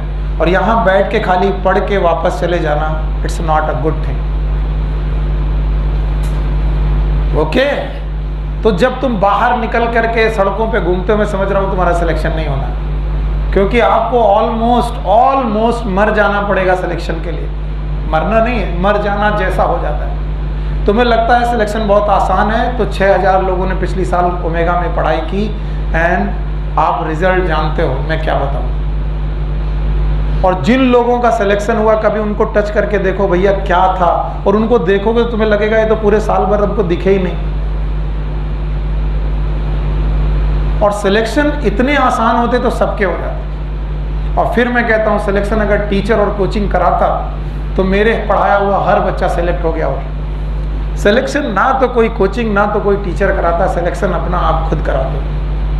आप अपने आप को बेहतर बना नहीं रहे हो और आप दूसरों को दोष देते हो कि नहीं सुनील सर पढ़ाएंगे तो सिलेक्ट हो जाएंगे, फला सर पढ़ाएंगे तो सिलेक्ट हो जाएंगे। और ये बात पता नहीं कब समझ में आएगी। यहाँ से जाने के बाद 1 सेकंड भी बर्बाद नहीं करना चाहिए आप, 1 सेकंड भी। वैसे भी 6 महीने की 12 महीने का कोर्स, 10 महीने का कोर्स अभी 5 महीने में बचा है, और फिर भी कैसे समय मिल जाता है तुम लोगों को इधर उधर घूमने का, इधर उधर बतकही करने का। मैं तो कहता हूँ जब तक ऑनलाइन क्लासेस चल रही हैं तो हो सकता है ऑनलाइन क्लासेस के लिए तुम्हें मोबाइल की ज़रूरत हो, अदरवाइज अपने फ़ोन से फेसबुक को अनइंस्टॉल कर दीजिए और इंस्टाग्राम अनइंस्टॉल कर दीजिए और व्हाट्सएप अनइंस्टॉल कर दीजिए। और अगर इतना त्याग कर पाए 5 महीने के लिए, फिर 5 महीने बाद वापस ले लेना, पूछ लेना, कोई जो दोस्त है वहीं रहेगा, वहीं मिलेगा, वापस फिर से वहीं से रिश्ते शुरू हो जाएंगे, ऐसा कुछ नहीं। और 5 महीना एकदम कमरे में अपने आप को बंद कर लीजिए, ऐसे बंद कर लीजिए कि इन 5 महीने में पूरी कोशिश कर लेनी है, 5-6 महीने में बस। फिर देखिएगा कमाल हो जाएगा। फिर तुम्हें लगेगा यार सिलेक्शन तो मैं ढूंढ रहा था बाहर कोचिंगों में, सिलेक्शन तो हमारे रूम में था और मेरे अंदर था। जो लोग ये करते हैं वो एकदम उनका सिलेक्शन होता ही है। मैं हर बार अपनी कहानी सुनाता हूँ, आपको लगता है बोस्ट ऑफ करता है ये टीचर, अपने बारे में अच्छी अच्छी बातें बोलता है। मैं बता रहा हूँ मेरा 3 साल सिलेक्शन में, 2 साल सिलेक्शन नहीं हुआ, तीसरी साल भी हालत मेरी खराब थी। ऑल इंडिया के रिजल्ट आ चुके थे और मैं कहीं पर भी, ऑल इंडिया PMT होता था, कहीं पर भी मेरा नाम नहीं था। BHU का रिजल्ट आ चुका था, प्री आया था, मेन में कहीं नाम ही नहीं था। और उस साल भी इस साल की तरह ही हुआ क्या कि जो एग्ज़ाम CPMT का होना था, this was the state exam, ये 11 जुलाई को चला गया और ये रिज़ल्ट आ चुके थे मई में, शायद मई में एग्ज़ाम होकर के रिज़ल्ट आ चुके थे। और मई के एग्ज़ाम तक आते आते सारे रिज़ल्ट में निराश था और ये मेरा तीसरा साल था, 3rd ईयर। घर वालों ने ऑलमोस्ट दाना पानी बंद कर रखा था, ये करते हैं, बॉयज़ के लिए तो बहुत ही तकलीफ दे हो जाती है, आप समझते नहीं हैं। परिवार के लोग बोलना बंद कर देते हैं, रिश्तेदार मजाक करते हैं, पड़ोसी बोलते हैं पता नहीं क्या पड़ता है, माँ बाप का पैसा बर्बाद कर रहा है। आप जिसको देखते हो वही आप पे क्वेश्चन मार्क करता है और आपका कॉन्फिडेंस बहुत लो होता है, बहुत। आपको राह चलता हुआ दुबला पतला आदमी एक खड़का के चला जाएगा, आप डांट खा के चले जाते, क्योंकि आपको मालूम है you are the failure person, जिंदगी में अब तुम कुछ कर ही नहीं सकते। और ऐसी सिचुएशन में आपके सारे रिजल्ट आ चुके हैं, आपको और तोड़ दिया, एकदम तोड़ दिया, अब तो कुछ नहीं हो सकता। ऐसी सिचुएशन में रोते हुए, ऑलमोस्ट रोते हुए, एकदम सच्ची कहानियां बताता हूँ मैं, ऐसा नहीं कि मैं बना रहा हूँ। मैं अपने टीचर के पास जाता हूँ कि सर अब क्या करूँ, क्योंकि अब इसके बाद तो मेरे पास केवल सुसाइड करने के अलावा कुछ नहीं, घर वाले बात नहीं कर रहे। उन्होंने कहा सुनील घर में जाओ, जो उन्होंने कहा मैं वही बता रहा हूँ, मेरे गुरु कौन है तुम जानते भी हो। तो उन्होंने कहा तुम जाओ और दीवार की तरफ टेबल लगाओ, जिस तरफ गेट हो उधर नहीं, दीवार की तरफ, और कमरे की रोशनी कर दो पूरी ऑफ और टेबल लैंप जलाओ। और टेबल लैंप जलाने के बाद उतनी रोशनी रखो जितना बुक में पड़े। और बोले कि अब तब उठना जब 10 जुलाई आए, उसके पहले घर के बाहर मत निकलना। ये ऑलमोस्ट इंसेन कहानी थी, पागलपन जैसी कहानी थी कि मैं ये करूं तो हो जाएगा सर। तो जैसे ब्रह्म वाक्य होते हैं तो कोई टीचर कहते हैं हाँ हो जाएगा, मेरी जिम्मेदारी। उन्हें भी मालूम है कि वो जरूरी नहीं कि हो जाए, पर उन्होंने बोल दिया सुनील मैं जिम्मेदारी लेता हूँ, तुम्हारा हो जाएगा। मैंने कहा सर मैं ये करके दिखा दूंगा। बोले हाँ तुम ये करके दिखा दोगे तो तुम्हारा हो जाएगा। शायद वो मुझे जानते होंगे, शायद उन्होंने ओवर कॉन्फिडेंस में मुझसे कह दिया तुम्हारा हो जाएगा। मैं गया और मैंने कमरा बंद किया, मम्मा से बोल दिया कि खाना यहीं खाऊंगा, पानी यहीं पीऊंगा, वॉशरूम के लिए उठता था। बाकी मैं मई से लेकर के 10 जुलाई तक पढ़ा। पढ़ने के बाद एग्ज़ाम देने के लिए जब गया मैं, तो ये IIT कानपुर में सेंटर था और लेट पहुंचा। सारे कुछ एडवर्स कंडीशन के बावजूद भी मेरा सिलेक्शन हुआ और सिलेक्शन होकर के मुझे MBBS मिला। ये कहानियाँ इसलिए नहीं सुनाता हूँ कि मैंने एक बहुत बड़ा काम कर दिया। अगर बड़ा काम कर रहा होता तो मैं ऑल इंडिया में सेलेक्ट हो गया होता। मैं इसलिए कह रहा हूँ कि समय जब तुम बोलते हो कम है सर, तब मुझे लगता है मेरे पास तो और भी कम समय था। समय नहीं, आपका जज्बा, आपका डिटर्मिनेशन, आपका डिसिप्लिन आपको बनाता है या फिर बिगाड़ता है। अगर आप अपने आप को बनाना चाहते हो तो बिलीफ मुझसे ज्यादा अपने आप पे रखो। मुझे यूज करो एज अ गाइड। चलना तुम्हें, रास्ता तुम्हें तलाशने, जहां भटको वहां पर मुझसे पूछो सर किधर जाना है। आप क्या चाहते हो कि मैं आपका हाथ पकड़ूं, लेके जाऊं इधर चलो इधर चलो? ये नहीं हो सकता। सर मैं अपनी मंजिल ढूंढने निकला हूं, रास्तों के थ्रू जा रहा हूं, लेकिन सर रास्ते में भटकूंगा तो फिर मैं मिलूंगा। अब पूछना सर किस रास्ते में जाना है, मैं बताऊंगा इधर से जाओ। सर मैं बायोलॉजी अपने खुद पढ़ने आया हूं, नहीं समझ आ रही है। सर आप पढ़ाओगे? हाँ मैं पढ़ा रहा हूं, और जहां नहीं समझ में आएगी मुझसे मिलना। सर आप नहीं पढ़ाओगे तो मेरा सिलेक्शन नहीं होगा, मेरे पढ़ाने से भी नहीं होगा, लिख लो। Hard truth. और जिस दिन बेटा तुमने अपने अंदर की पावर को पता कर लिया ना, जिस दिन भी, पता नहीं एक दिन आता है वो जब तुम्हारे अंदर का लाइट जलता, अरे यार ये तो मेरे अंदर ही था। उस दिन तुम्हें समझ में आता कि अरे बाप रे, कहां ढूंढते रहे, मिला कहां। ढूंढते रहे इस कोचिंग उस टीचर इस टीचर, यहां वहां सब जगह, और मिला कहां? अपने अंदर। तो अपनी पावर पहचानो और लग जाओ, और ऐसे लगो कि टाइम वेस्ट नहीं करेंगे। हर बार लिखता हूं ये लाइन, हर साल लिखता हूं, पर कुछ बच्चे अपने यहां पर इस बात को मान लेते हैं। ये मैंने पढ़ा था, that is every wasted second.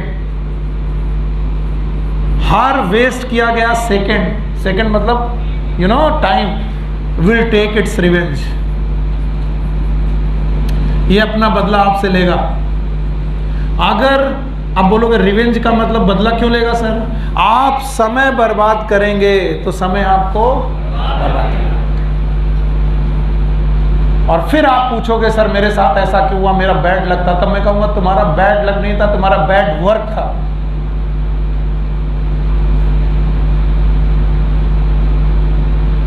ज्यादातर समय पर मैं ज्यादा इतना इमोशनल नहीं होता, मुझे लगता है कि मैं अपना काम करूं और मैं तुमको अपना काम करने दूं। पर बेटा जो मैं देख रहा हूं काका देव में वो ये है कि हम लोग कंपटीशन की भावना को पूरी तरीके से खत्म कर चुके हैं। हम आते हैं 11-12 की तरह क्लास करते हैं, पढ़ते हैं, नोट्स बनाते हैं, चले जाते हैं। हम इस बात पे वर्क ही नहीं कर रहे कि हमारा परफॉर्मेंस सुधर रहा कि बिगड़ रहा, हमें कितनी चीजें आ रही हैं। क्या हम बुक बंद करके रोज सोचते वक्त सोचते हैं कि आज क्या कोई एक चैप्टर में पूरा रिवाइज कर सकता हूँ? अगर तुम में से कोई भी एक बच्चा एनसीईआरटी का पूरा एक चैप्टर बिना बुक देखे रिवाइज कर सकता है, इसका मतलब वो चैप्टर उसकी जेब में है। और नहीं कर सकता है तो चाहे कोई पढ़ाए, मैं पढ़ाऊं, मेंडल आकर के खुद जेनेटिक्स पढ़ा दें तुम्हें, फादर ऑफ जेनेटिक्स, वो खुद पढ़ा दें, तुम्हें नहीं आएगी। पता नहीं किस भुलावे में हो। बाकी सबकी अपनी अपनी किस्मत है, सबके अपने अपने काम है। मैं अपने टॉपिक से भटक गया देखो इस चक्कर में। चलो, तो वेजिटेटिव कैरेक्टर में क्या क्या पढ़ना है? रूट में types of root and any modification, stem में इरेक्ट और क्रीपर एनी मॉडिफिकेशन, लीफ में टाइप्स ऑफ लीफ, वेनेशन, और हो सके तो फिलोटैक्सी। अगर ना भी हो तो चलेगा, अगर फिलोटैक्सी ना भी लिखोगे तो चलेगा, मुझे कोई जरूरत नहीं। एंड एनी मॉडिफिकेशन, कोई भी मॉडिफिकेशन हो लीफ का, जैसे लीफ टेंड्रिल कहाँ बनती थी याद है? बोलो, फैबेसी, याद आया? लीफ टेंड्रिल फैबेसी बनती थी। लीफ के स्पाइन कहाँ बनते थे याद है? कैक्टस, याद है? कैक्टस याद है? तो एनी मॉडिफिकेशन इन लीफ अगर है तो वो देख लो। तो पहला पॉइंट हैबिटेट। दूसरा कौन? Vegetative character. अब तीसरा जो पॉइंट लिखना है, इट इज इनफ्लोरेसेंस। इनफ्लोरेसेंस, अच्छा बताओ इनफ्लोरेसेंस कितने पढ़ाए थे तुमको? 2। एक कौन? रैसिमोस और कंडीशन कितनी पढ़ाई थी? 4। एक कौन? सॉलिटरी, रैसिमोस, साइमोस और स्पेसर। स्पेसर में भी 4 पढ़ाए थे। तुम अगर 2 भी लिख दोगे तो तुम्हारी एनसीईआरटी कहती है इट्स ओके। बोलो कौन कौन? रैसिमोस और साइमोस। और इसके बाद लिखो फ्लावर। क्या लिखो? फ्लावर में 2 चीजें लिखनी है। एक लिखनी है सेक्सुअलिटी, फ्लावर में 2 चीजें लिखी हैं, एक लिखनी है सेक्सुअलिटी और दूसरी लिखनी है सिमेट्री। क्या आपको सेक्सुअलिटी याद है? भूल गए? अगर यूनिसेक्सुअल है तो या तो पिस्टिलेट, या तो स्टेमिनेट, या फिर बाइसेक्सुअल होगा। और सिमेट्री कितने प्रकार की? 3, या तो एसिमेट्रिकल, या तो एक्टिनोमॉर्फिक, या तो पक्का। और इसके बाद लिखो फ्लोरल पार्ट्स। बोलो क्या लिखो? और फ्लोरल पार्ट्स में कितने पार्ट्स हैं? 4। नंबर 1 कैलिक्स, कोरोला, एंड्रोसियम, पक्का। फ्लोरल पार्ट को डिटेल में पढ़ना पड़ेगा, उसके पहले मुझे मिटाना पड़ेगा, उसके पहले तुम्हें लिखना पड़ेगा। लेकिन एक बार रिवाइज करो, बोलो बिना देखे बोलो। पहला हैबिट एंड हैबिटेट, पक्का। दूसरा वेजिटेटिव कैरेक्टर। वेजिटेटिव कैरेक्टर में रूट, स्टेम, लीफ। रूट में टाइप मॉडिफिकेशन, स्टेम में टाइप मॉडिफिकेशन और लीफ में type of leaf, venation, phyllotaxy modification. और इसके बाद इनफ्लोरेसेंस 2 प्रकार का हो सकता है। एक कौन? रैसिमो, दूसरा साइमो। और इसके बाद फ्लावर, और फ्लावर में 10 बातें नहीं लिखनी है। बोलो कौन? Sexuality, symmetry. और इसके बाद फ्लोरल, हटाएं? पक्का? देख लो भाई, इसमें कुछ नहीं है लिखने को। अब जो फ्लोरल पार्ट्स हैं वो थोड़े डिटेल में जाने पड़ेंगे कि फ्लोरल पार्ट्स में क्या क्या लिख सकते। चलो एक एक करके फिर से लिखते जाओ और मिटाते जाओ। पहला पॉइंट हैबिट एंड हैबिटेट हो गया। दूसरा point vegetative character. Vegetative character में कितने कैरेक्टर? 3। 1 इज रूट, फिर स्टेम, फिर लीफ। अच्छा बताओ, इसके बाद इनफ्लोरेसेंस, फिर फ्लावर में कितनी चीजें? 2। एक और सिमेट्री, दूसरा सेक्सुअलिटी, फिर फ्लोरल पार्ट। अब देखो फ्लोरल पार्ट्स में कैसे लिखना है? फ्लोरल पार्ट्स में सबसे पहले लिखना है कैलिक्स, और कैलिक्स में 4 बातें, ध्यान से सुनेंगे, बहुत रटने वाली बातें नहीं है। Number of sepal, any adhesion, क्या सेपल किसी से जुड़ी हुई है, और एनी कोहेसन, क्या कोई कोहेसन है, आपस में जुड़ी हैं तो कोहेसन, और दूसरे से जुड़ी हैं तो एडेशन। बताओ, गैमोसेपलस इज कोहेसन की एडेशन? हाँ, सारी सेपल आपस में जुड़ना, इट इज गैमोसेपलस। बताओ, कोहेसन की एडेशन? कोहेसन। हाँ, और एस्टिवेशन, चौथा पॉइंट, एस्टिवेशन। चलो मुझे बताओ, कैलिक्स में कितनी बातें लिखनी है? पता नहीं, बोलो बेवकूफों। पहला, any adhesion, any cohesion, aestivation. अब कोरोला में भी बिल्कुल यही लिखना है, सब कुछ यही। बताओ, नंबर ऑफ, अरे यार, सेपल की जगह number of petal, any adhesion, और इसके अलावा एनी कोहेसन, और इसके अलावा एस्टिवेशन। किसी को एस्टिवेशन ही भूल गया तो क्या कर लेगा वो? एस्टिवेशन याद है क्या? It is a arrangement of sepal and petal with respect to other member of same वर्ग। सेपल का सेपल के को, और पेटल का पेटल। 4 थे, एक कौन? वेल्व, सिस्टर, पक्का? बताओ, calyx, corolla, calyx, number of sepal, any adhesion, any cohesion, aestivation, और corolla, number of petal, any adhesion, any cohesion, aestivation. You got my point? आगे देखो, कैलिक्स कोरोला के बाद अभी आपको लिखना है एंड्रूसियम।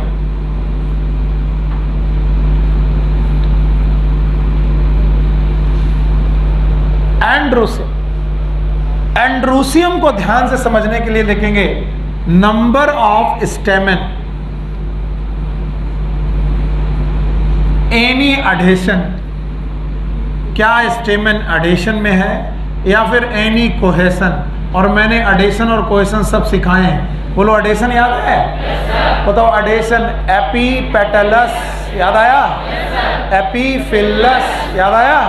और कोहेसन याद कराया था मैंने? कोहेसन याद है? बताओ, क्या सिनेंड्रस हो सकता है, सिंजनीसियस हो सकता है, एडेल्फस हो सकता है, मोनो डाई पॉली एडेल्फस। ये सब कोहेसन है कि एडेशन? कोहेसन। हाँ, और दूसरे से अटैच होना एडेशन। बताओ, एंड्रूसियम में 3 ही बातें लिखनी है, नंबर ऑफ स्टेपन, एडेशन, कोहेसन। आप बचता है क्या? गायनीसियम, इट इज गायनीसियम।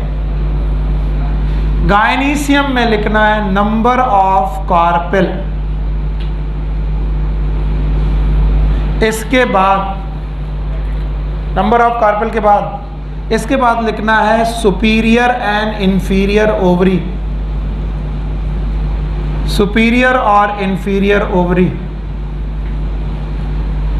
इसके बाद कोहेसन एडेशन तो लिखने ही है, वो भूल गया मैं, कोहेसन और एडेशन।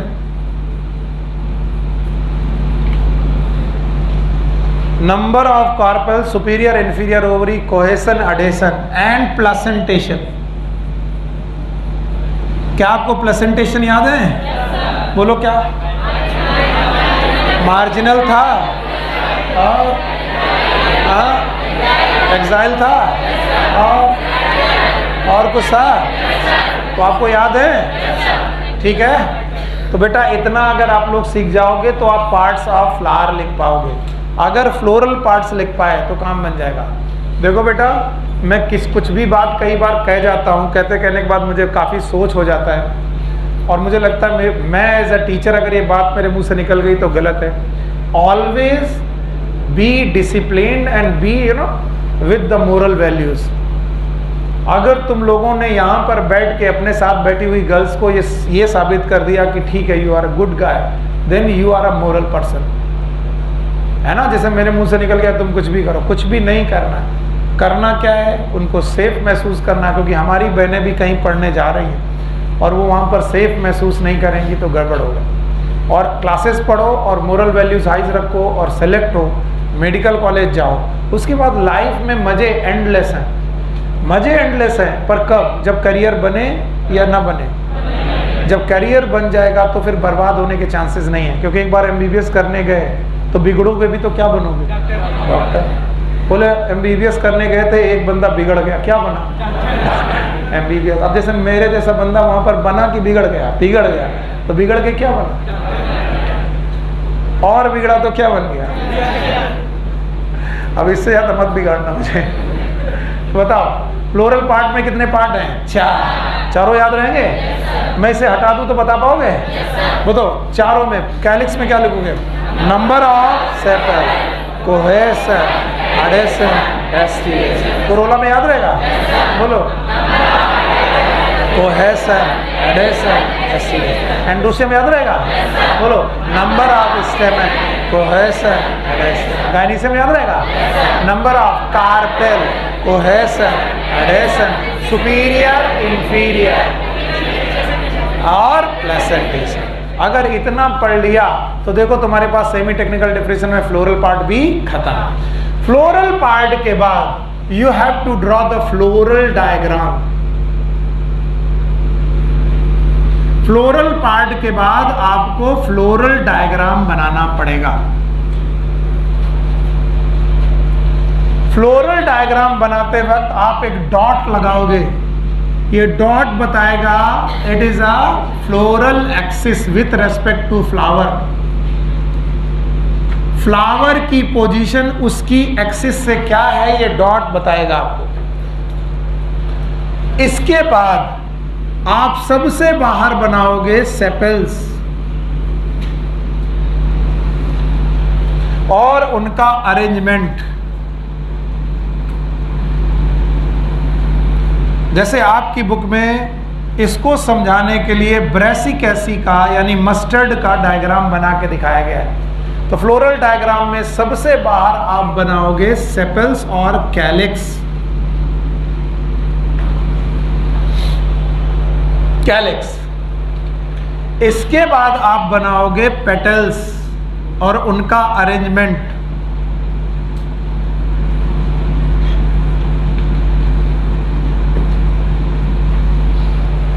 It is Corolla. तो सबसे बाहर कैलिक्स फिर कोरोला। जब कैलिक्स और कोरोला बन जाए डायग्राम में, उसके बाद आप बनाओगे स्टेमन। जितने स्टेमन हो उतने लिख दोगे यहां। जैसे बेटा ब्रेसिकेसी में 6 होते हैं। कितने होते हैं? 6। 4 बड़े। कंडीशन का नाम टेट्राडाइनमस। भूल गए क्या नाम था? 4 बड़े 2 छोटे। कंडीशन याद है? और ये हो गया एंड्रोसियम में स्टेमन का पोजीशन। और उसके बाद आप बनाओगे प्लेसेंटेशन, और ये गायनीसियम के बारे में बताएगा। हमें मालूम है इनमें एक फॉल सेप्टम था, भूल गए आप? ब्रेसिकेसी याद है? फॉल सेप्टम का नाम क्या था? रेप्लम। और उसमें प्रेजेंट थे सीड। और सीड कहाँ प्रेजेंट थे? पेरीफेरी। बोलो कहाँ प्रेजेंट थे? तो ये बना गायनीसियम। तो फ्लोरल डायग्राम में आप क्या क्या बनाओगे? बोलो क्या क्या बनाओगे? कैलिक्स, कोरोला, एंड्रोसियम, और एक डॉट बनाओगे। याद रहेगा? This is mother axis, sometime floral axis या फिर mother axis, position of the mother axis with respect to flower. नहीं आया अभी? सर ये नहीं समझ में आया, इसका क्या मतलब है? अरे हम ये बताना चाह रहे हैं कि मदर एक्सिस से सेपल की, पेटल की, एंड्रोसियम की, गायनीसियम की पोजीशन वेंट्रल है कि डॉर्सल, या उसकी पोजीशन क्या है। बस डॉट या क्रॉस लिख करके छोड़ देते हैं। ओके, तो बताओ सबसे पहले मदर एक्सिस, फिर कैलिक्स, फिर कोरोला, फिर एंड्रोसियम, फिर गायनीसियम। समझ में आया? अगर इतना लिख लिया तो इसके बाद आएगा फ्लोरल फॉर्मूला।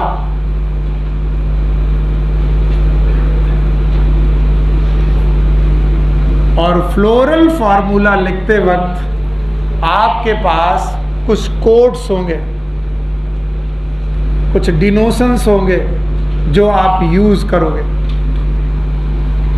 जैसे मैं इन सारे डिनोशन को एक एक लिखता हूं, जैसे BR या फिर EBR।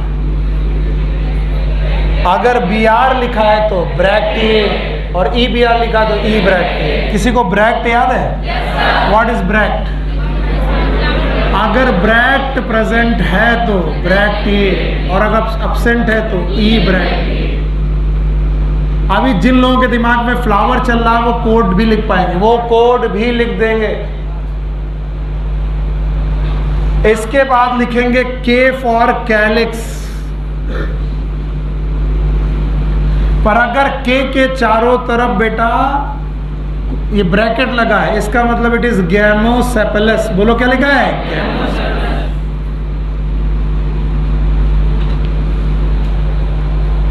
इसके बाद C फॉर कोरोला। पर अगर C के चारों तरफ ब्रैकेट लिखा है, इट इज गैमोपेटलस।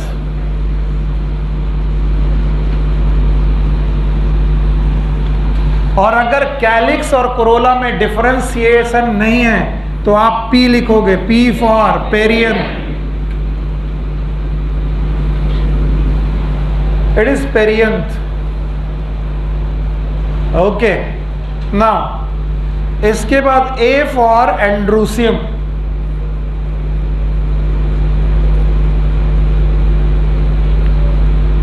और A में अगर ब्रैकेट लिखा है, इसका मतलब ये कोहेशन दर्शा रहा। कोहेशन, और कोहेशन मैंने 3 पढ़ाए थे, किसी को याद है? बोलो, सिनेंड्रस, सिंजिनीसियस, अडल्फस। और अडल्फस में भी monadelphous, diadelphous. Okay, now G for गायनीसियम।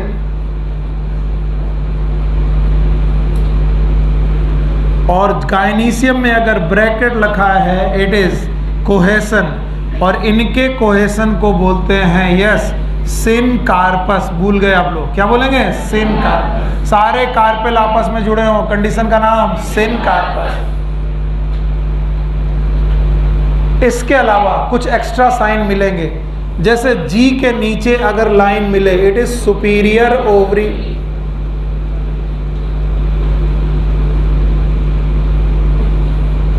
अगर G के ऊपर लाइन मिले, इट इज इंफीरियर ओवरी। कुछ लोग हाफ इंफीरियर पूछते हैं क्योंकि मैंने पढ़ाया है, पर एनसीईआरटी ने उसके बारे में कुछ नहीं लिखा। फिर भी it is like the half inferior, या फिर हाफ इंफीरियर के लिए भी इंफीरियर ओवरी वाला ही साइन चलता है। एनसीईआरटी में नहीं है इसलिए मैं नहीं बोलूंगा। एंड्रूसियम और कोहेशन में ब्रैकेट, गायनीसियम कोहेशन में bracket. G for superior ovary, G के नीचे लाइन है, G के ऊपर लाइन है तो it is inferior ovary. G के बीच से या फिर G के ऊपर लाइन है तब भी हाफ इंफीरियर। इंफीरियर को इंफीरियर ही मानेंगे weather it is half inferior और फुल इंफीरियर। अगर ये साइन ना मिले तो इस पे जाना। आगे चलो, इसके अलावा कुछ स्पेशल साइन है, जैसे एंड्रूसियम का कोरोला के साथ attachment. This condition is known as epipetalous. Epipetalous condition को डिफाइन करने का तरीका ये है, एंड्रूसियम को कनेक्ट किया है अपने कोरोला से, एपीपेटलस। इसी तरीके से एंड्रूसियम को आपने पेरियंथ से कनेक्ट किया है, इट इज नोन एज एपीफिलस। जिनकी आज पहली क्लास है, नो डाउट उनकी हालत खराब होगी, क्योंकि आप एंड ऑफ द चैप्टर पर आए हो, जो पूरा चैप्टर में पढ़ा चुका हूँ। इसमें लिखा हुआ हर एक टर्म ये मैं डिस्क्राइब कर चुका हूँ, बहुत डिटेल में डिस्क्राइब कर चुका हूँ। क्या आपको ब्रैक्ट मालूम है? क्या ब्रैक्ट ना होना ई ब्रैक्टिएट है? क्या कैलिक्स मालूम है? कोरोला मालूम है? गैमोसेफेलस और गैमोपेटलस मालूम है? पेरियंथ मालूम है? बताओ। एंड्रूसियम और कोहेशन मालूम है? गायनीसियम के कोहेशन मालूम है? इसके अलावा सुपीरियर इंफीरियर ओवरी मालूम है? इसके अलावा एपीपेटलस और एपीफिलस कंडीशन भी मालूम है? नहीं आया बिटिया? क्या नहीं समझ में आ रहा है? हाँ, कुछ गड़बड़ लग रहा है, ऐसा लग रहा है कि ये सब का बवाल है। अगर एंड्रूसियम का अटैचमेंट पेटल के साथ हो, कुछ लोग भूल ही गए कि कब पढ़ाया था सर ने, बताओ ये कैलिक्स है ये, और स्टेमन पेटल में अटैच हो रहा है, कंडीशन का नाम एपीपेटल, तो उसे लिखेंगे कैसे? दिस। और आपको पेरियंथ याद है? पेरियंथ में कैलिक्स और कोरोला को डिफरेंशिएट, और फिर हम लोग उसी में अटैच करते हैं, इट इज एपीफिलस और एपीटेपलस, याद है? तो पढ़ा तो मैं सब कुछ चुका हूं, अगर अभी भी नहीं आ रहा है इसका मतलब है तुमने सही ढंग से पढ़ा नहीं।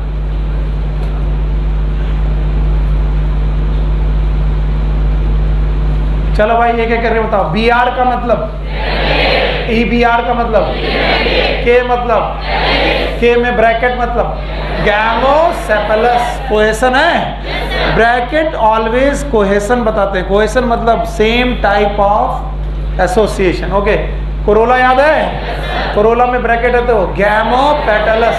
अच्छा बताओ, पी फॉर, ए फॉर एंड्रूसियम, अगर एंड्रूसियम में कोहेसन है तो ब्रैकेट होगा, जी फॉर गायनीसियम, अगर गायनीसियम में ब्रैकेट है तो सिनकार्पस, बोलो क्या, अलग अलग है तो एपोकार्प, गायनीसियम के नीचे बेटा लाइन है तो सुपीरियर, और अगर ऊपर लाइन है तो इंफीरियर, अगर बेटा एंड्रूसियम और सी के बीच में लाइन है तो एपीपेटल, और एंड्रूसियम और उनके बीच में लाइन है तो पक्का? मुझे तो नहीं लग रहा कि आया, अभी पूछूंगा, अभी सेमी टेक्निकल डिस्क्रिप्शन खत्म नहीं हुआ। एक बार प्लीज ब्रेसिका का यानी मस्टर्ड का एक बार डायग्राम, फ्लोरल डायग्राम फिर से बनाते हैं ताकि हम सीख जाएं हम कर क्या रहे। बताइए सबसे बाहर सेपल की पेटल, सेपल, सेपल का कोई पर्टिकुलर अरेंजमेंट दिख नहीं रहा, ना तो वेलवेट जैसा दिख रहा है ना तो इम्ब्रिकेट जैसा दिख रहा, यहाँ अजीब है, दो पेटल के दोनों एंड बाहर हैं और दो पेटल के दोनों एंड अंदर है, तो ना तो ये वेलवेट है, ना तो ये ट्विस्टेड है, ना तो ये इम्ब्रिकेट है, ना तो ये वैक्सिलरी, तो हमारे एस्टिमेशन में फिट बैठता है कि नहीं? नहीं। फिर मैंने कोरोला बनाया और कोरोला में जस्ट टच किया, अभी जो बनाया था उसे डिस्क्राइब कर रहा हूं, और अगर जस्ट टच कर रहा हूं तो बताओ किस तरीके का एस्टिमेशन है? क्या ये वेलवेट है? यस और नो? फिर इसके बाद मैंने 6 स्टेमन बनाए, कितने? 6, और 6 स्टेमन में 4 स्टेमन मैंने आसपास बनाए ये, और 2 स्टेमन दूर बनाए, यानी दोनों पेटल के पास हैं। पेटल के पास हैं तो बेटा किसके पास हैं? थैलमस, और थैलमस के पास हैं तो छोटे की बड़े? हाँ छोटे। और 2 बेटा मैंने पेटल से दूर बनाए, इसका मतलब पेटल से दूर है तो 4 पेटल से दूर हैं, 4 छोटे की बड़े? बड़े। कंडीशन टेट्राडाइनमस, एनसीईआरटी देखो दिखाई पड़े। फिर इसके बाद मैंने बनाई ओवरी। ओवरी एक्चुअली बेटा मोनोलोकुलरी थी, लेकिन उसमें आया प्लेसेंटा, सॉरी उसमें आया क्या? फॉल्स सेप्टम, नाम बताओ? रेप्लम। और क्या यहाँ पर सीड बनाए? प्लेसेंटेशन कैसा है? पैराइटल। फिर से बोलो। अब इसको देखकर मैं फ्लोरल फार्मूला लिखता हूं। सबसे पहले फ्लोरल फार्मूला में हम लोग लिखते हैं सिमेट्री। बोलो क्या लिखते हैं? तो बताओ सिमेट्री में जो प्लस साइन है, this plus sign is for actinomorphic, ये बताना भूल गया मैं। Plus sign is for actinomorphic, और बेटा percentage like sign it is zygomorphic. तो सबसे पहले हम लोग सिमेट्री लिखते हैं, तो ब्रेसिका का पौधा एक्टिनोमॉर्फिक है। इसके बाद लिखते हैं सेक्सुअलिटी। भाइयों बहनों, सेक्सुअलिटी लिखते वक्त ये साइन है मेल का, ये साइन है फीमेल का, और अगर बेटा कोई बाइसेक्सुअल है तो इन दोनों को जोड़ देते हैं। This is the sign for bisexuality. तो मैंने देखा इसमें एंड्रूसियम भी है और गायनीसियम भी है, तो ये बाइसेक्सुअल हुआ, लाइक दिस। फ्लोरल फार्मूला लिख रहा हूं और ध्यान से देखो, बताओ इस साइन का मतलब? जाइगो की एक्टिनो, एक्टिनो। और इसका, तो ये फ्लावर जो भी है ये एक्टिनोमॉर्फिक है और बाइसेक्सुअल। इसके बाद कैलिक्स लिखते हैं के, और जिसमें 2+2, व्हाट इज 2+2? 2 बाहर और 2 अंदर, और आपस में जुड़े। हाँ?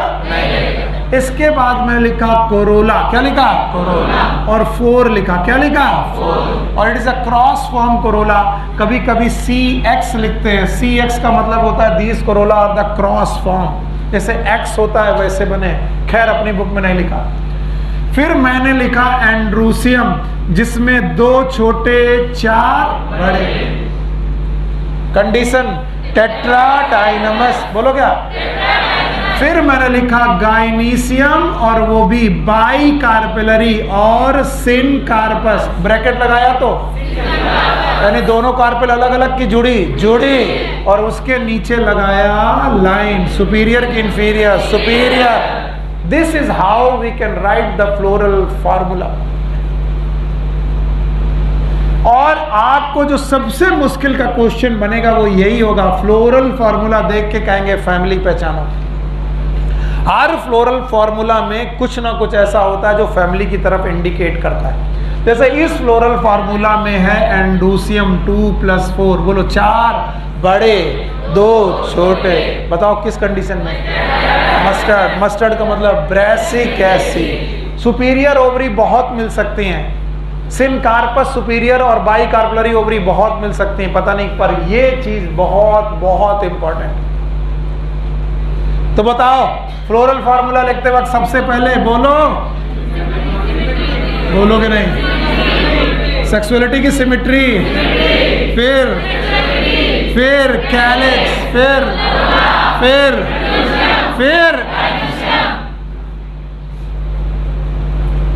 अगर इतना सीख लिया तो इसके अलावा कुछ मिल सकता है तो BR या फिर EBR। व्हाट इज BR और EBR? ब्रैक्टिएट और ई ब्रैक्टिएट। ब्रैक्ट प्रेजेंट तो ब्रैक्टिएट, अब्सेंट तो ई ब्रैक्टिएट। सर अभी भी नहीं आया सर, हमको तो आपने लिखने भी नहीं दिया, समझने भी नहीं दिया। अब आप लोग मेरी मदद करेंगे सेमी टेक्निकल फार्मूला की केवल हेडिंग्स लिखने में। लिख पाएंगे? हाँ, आधे से ज्यादा तो बीमार हैं सर, कैसे लिखेंगे? लिख पाएंगे? और मम्मी कसम है अगर नोटबुक देखी तो एकदम रियल वाली कसम है मम्मी की, ये टूटेगी नहीं। बस ट्राई करो, आए ना आए चलेगा। पहला बोलो, अब ना बोलो तो अच्छा है। पहला, दूसरा क्या वेजिटेटिव कैरेक्टर होगा? बेटा अगर ये नहीं आया फैमिली नहीं पढ़ा पाऊंगा, मेरी मुश्किल यही है। वेजिटेटिव कैरेक्टर में कितने part? Number 1 root, stem, leaf. इनके अंदर क्या लिखना छोड़ दे रहा हूं? मैं छोड़ दे रहा हूं, वो तुम बता देना। याद है? तो पहली हेडिंग हैबिट एंड हैबिटेट, दूसरा वेजिटेटिव, और वेजिटेटिव कैरेक्टर में root, stem, leaf. Thank you very much. आगे इनफ्लोरेसेंस, जो लोग भी ये पॉइंट याद रखेंगे वो लोग हीरो हैं। इनफ्लोरेसेंस याद है? कितने पॉइंट? रेसिमोस, चौथा पॉइंट फ्लावर। फ्लावर लिखेंगे? फ्लावर लिखेंगे? फ्लावर में कितनी चीजें? 2। एक कौन? सिमेट्री और दूसरी सेक्सुअलिटी। एक सिमेट्री और दूसरी सेक्सुअलिटी है। You got my point? Flower के बाद 5वां पॉइंट लिखेंगे फ्लोरल पार्ट्स। बोलो क्या लिखेंगे? और फ्लोरल पार्ट्स में पहला कैलिक्स। कैलिक्स के 4 पॉइंट याद हैं? Number of sepal, cohesion, adhesion, aestivation. याद है? कोरोला लिखेंगे? बोलो number of petal, cohesion, adhesion, aestivation. याद है? अच्छा बताओ एंड्रूसियम लिखेंगे? बोलो याद रहेगा? Number of stamen, cohesion, adhesion. याद है? और गाइनीसियम लिखेंगे? याद है आपको? बोलो नंबर ऑफ इसके बाद कोहेशन, एडेशन, सुपीरियर और याद है? और इसके बाद याद रहेगा। इसके बाद छठा पॉइंट लिखेंगे फ्लोरल डायग्राम। फिर से बोलो, फ्लोरल डायग्राम हो जाएगा। और फ्लोरल डायग्राम के बाद बोलो फ्लोरल फार्मूला। फ्लोरल फार्मूला लिखेंगे। और फ्लोरल फार्मूला लिखते वक्त क्या क्या लिखेंगे याद है? क्या लिखेंगे? यस, आपको मालूम है फ्लोरल फार्मूला लिखते वक्त सबसे पहले सिमेट्री, सेक्सुअलिटी, कैलिक्स, और क्या इनके कुछ कोड्स हैं? क्या कोड्स फिर से लिखाने पड़ेंगे? आएंगे? मेल कैसे लिखेंगे याद रहेगा? फीमेल कैसे लिखेंगे याद रहेगा? पता कोहेशन ब्रैकेट में रखेंगे, एडेशन ऊपर की लाइन से दिखाएंगे, एपिपेटलस और एपीफिलस याद रहेगा। K for calyx, C for, A for, G for, gynoecium के ऊपर लाइन, इंफीरियर, नीचे सुपीरियर, याद रहेगा। और इस तरीके से आपका ये टॉपिक सेमी टेक्निकल डिस्क्रिप्शन ये खत्म हो पाएगा। और इस खत्म होते हुए टॉपिक के साथ आज हम एक फैमिली को पढ़ने की कोशिश करते हैं। चलिए, हमारे कोर्स में कितनी फैमिलीज हैं? 3। और देखते हैं फैमिली हमारी जेब में आएगी कि नहीं आएगी। तो सबसे पहली फैमिली है फैबेसी। हर फैमिली का नाम क्यों रखा गया ये जरूर ध्यान दीजिएगा। फैबेसी, इसका नाम फाबा बीन की वजह से रखा गया है। फाबा बीन ये एक सेम की तरह आने वाली बीन है, फली है। उस फली की वजह से ही बेटा it is known as Fabaceae, and that's why it is also known as bean family.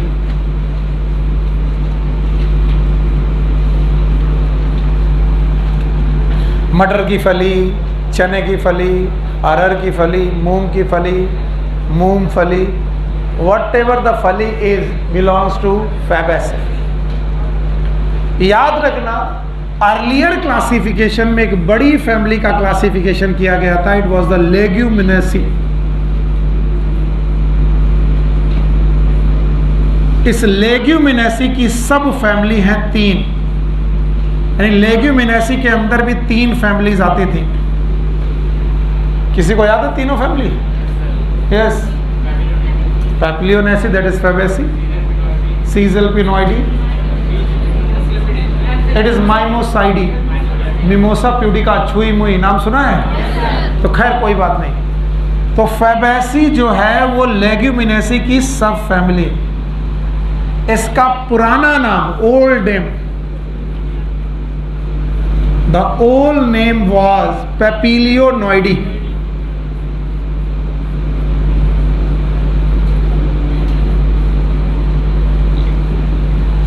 बाद में इसका एक और नाम हुआ पैपिलियोनेसी। और भाइयों बहनों, नॉमेनक्लेचर के दौरान एक रूल बनाया गया, जब भी फैमिली का नाम एंड हो वो CAE से एंड होना चाहिए, CEAE।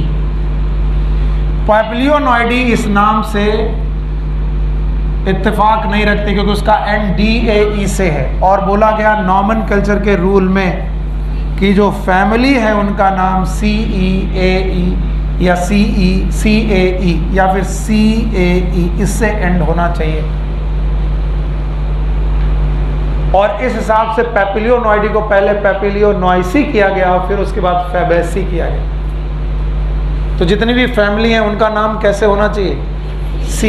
इसीलिए कंपोजिटी का नाम बदल के क्या रखा गया? एस्टेरेसी। कंपोजिटी याद है? क्या नाम रखा गया? एस्टेरेसी। ग्रामिनी का नाम रखा गया पोएसी। हर फैमिली को किस में एंड होना चाहिए? CAE या फिर CAE, CEAE या फिर CAE। This is better. Okay. और इस वजह से फैमिलीज के नाम बदलते गए। याद रखना, ये लेग्यूमिनेसी फैमिली के अंडर क्लासीफाई की गई थी, यानी ये दाल वाली फैमिली के अंडर में क्लासीफाई की गई थी। दाल वाली फैमिली लेग्यूमिनेसी में 3 सब फैमिलीज हुआ करती थी। उन 3 सब फैमिली में से एक ये सब फैमिली है। This is one of the sub family here. और इस सब फैमिली में आपको ध्यान से देखना है ये बात, याद रहेगा। आगे की बात सुनो। अब अगर मैं फैमिली फैबेसी लिखने जाऊं तो कितने लोग बोलेंगे कि सर अब हमको क्या लिखना पड़ेगा? तो मैं कहूंगा तुम्हें सेमी टेक्निकल डिस्क्रिप्शन याद है? अब मैं आपके भरोसे हूं, अगर फैमिली पढ़ना है तो आप ही के भरोसे हूं। सेमी टेक्निकल डिस्क्रिप्शन याद है? पहला पॉइंट हैबिट एंड हैबिटेट। तो पहले मैं लिखूंगा हैबिट एंड हैबिटेट। यस, इस फैमिली में हर्ब भी मिलेंगे, श्रब भी मिलेंगे और स्मॉल ट्री या फिर ट्री भी मिलेंगे, स्मॉल ट्री भी मिल जाए। और ये वर्ल्ड वाइड मिलेगी आपको, विश्व में हर जगह इनके पौधे मिलेंगे world wide. Habit and habitat खत्म। हैबिट एंड हैबिटेट पूरा हो गया। अब बताओ, मैं तो भूल ही गया मैंने क्या पढ़ा था। दूसरा कैरेक्टर क्या लिखना है? Vegetative character. और भाइयों बहनों, वेजिटेटिव कैरेक्टर में तुमको क्या लिखना था पता नहीं, मारेंगे जल्दी जल्दी बोलो। रूट याद है? रूट में लिखना है कि इनमें टैप रूट पाई जाती है। कैसी रूट? कैसी रूट? और एक बात और लिखनी है, इनके रूट में पाए जाते हैं रूट नोड्यूल।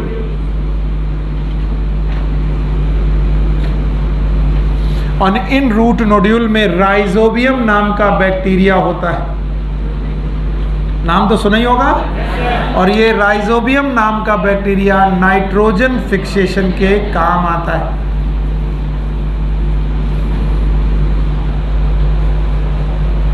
ये रूट में, बस इससे ज्यादा कुछ नहीं लिखना।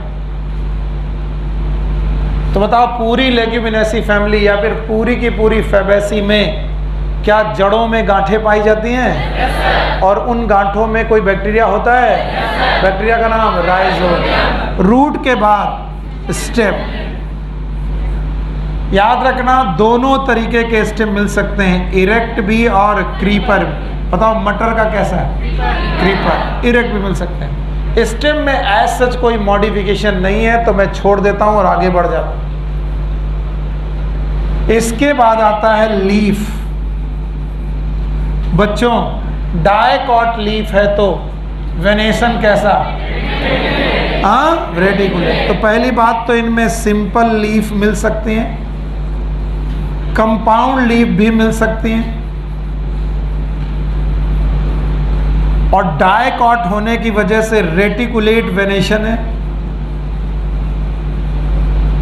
और अगर भूले नहीं हो तो मटर में थी लीफ टेंड्रिल्स। बोलो क्या प्रेजेंट है? लीफ। भूल गए आप? हाँ, लीफ टेंड्रिल। और इनके लीफ बेस में था पल्विनस। किसी को याद है? Leaf base get swollen, it is known as pulvinus. क्या कहलाता है? पल्विनस। तो रूट हो गया, स्टेम हो गया, लीफ हो गया। अब बताओ मैं क्या लिखूं? भूल गए? अरे यार बोलो तो, क्या लिखूं? इनफ्लोरेसेंस लिखूं? तो तीसरा पॉइंट है इनफ्लोरेसेंस। और इनके इनफ्लोरेसेंस का नाम है रेसिमोस। क्या मुझे आप रेसिमोस के सारे कैरेक्टर बता दोगे? एक्सिस कॉन्टिन्यूअस ग्रो करेगी, पुराने फ्लावर नीचे, नए फ्लावर सक्सेशन, बेसिपिटल के एक्रोपिटल। क्या ये एक्रोपिटल सक्सेशन होगा? अभी 3 पॉइंट हुए, बोर्ड खाली चाहिए। बिना देखे जो लोग भी बताएंगे सही रहेगा। हैबिट एंड हैबिटेट याद है? हर्ब, श्रब और ट्री वर्ल्ड वाइड है। वेजिटेटिव कैरेक्टर याद है? रूट में टैप रूट है। रूट में बताओ नोड्यूल है, रूट नोड्यूल बोलेंगे। राइजोबियम है। स्टेम में कोई मॉडिफिकेशन। लीफ में डाइकॉट की मोनोकॉट? डाइकॉट। सिंपल कंपाउंड दोनों हैं। और बताओ वेनेशन, कोई मॉडिफिकेशन दिख रहा है? Leaf tendril. और क्या लीफ बेस में मॉडिफिकेशन है? बोलो क्या? पल्विनस। इनफ्लोरेसेंस याद है? बोलो क्या? रेसिमोस। भैया आप पढ़ रहे हो फेवेसी में पढ़ रहे हो, रट्टा मार रहे हो कि समझ में आ रहा है? अच्छा बताओ, इनफ्लोरेसेंस के बाद क्या आएगा? फ्लावर। फ्लावर में कितनी बातें लिखनी है? 2। एक कौन? सेक्सुअलिटी। दूसरी? तो याद रखना इनके फ्लावर कैसे हैं? बाइसेक्सुअल। हाँ, और इनकी सिमेट्री कैसी है? जाइगो। एक्टिनो कैसे?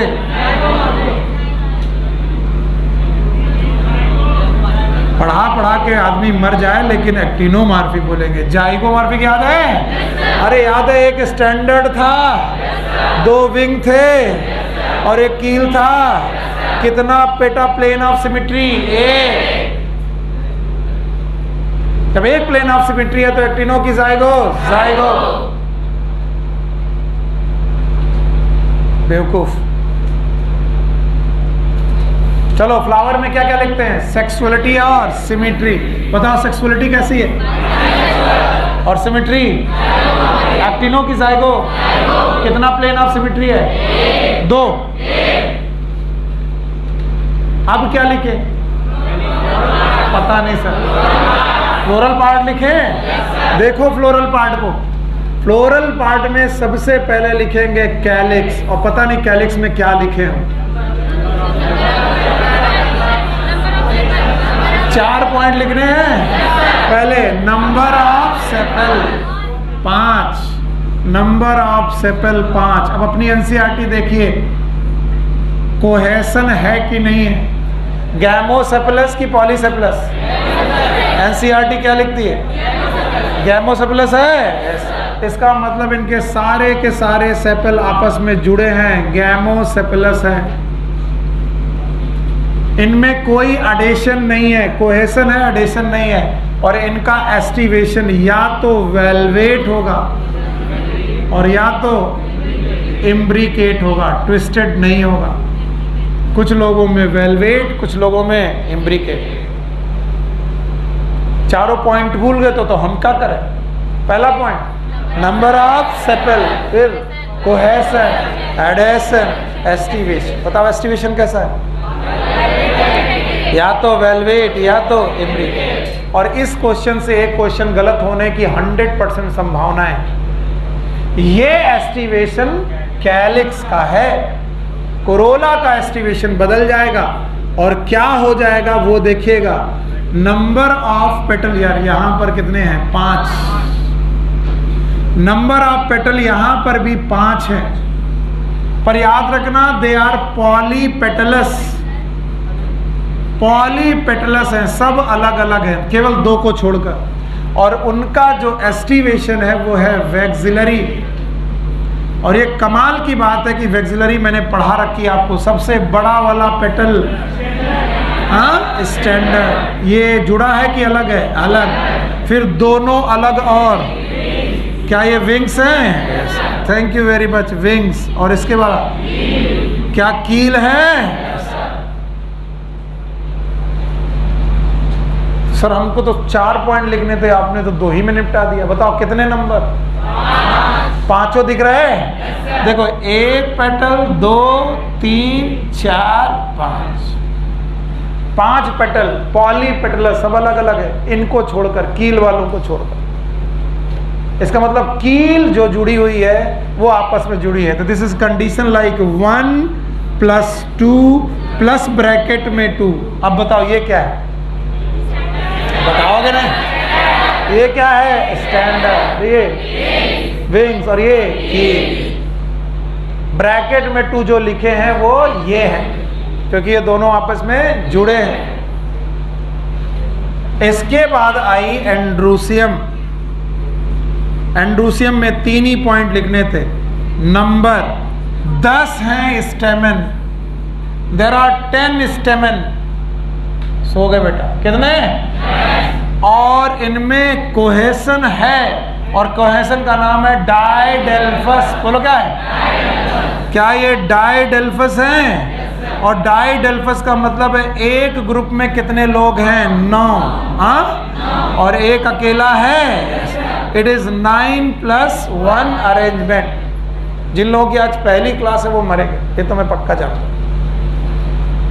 ऐसे सिखाया था, 9 लोगों के फिलामेंट आपस में जुड़े हैं, 3 4 5 6 7 8 और ये रहा 9 लोगों के फिलामेंट जुड़े हैं और एक अकेला। 9 + 1 अरेंजमेंट,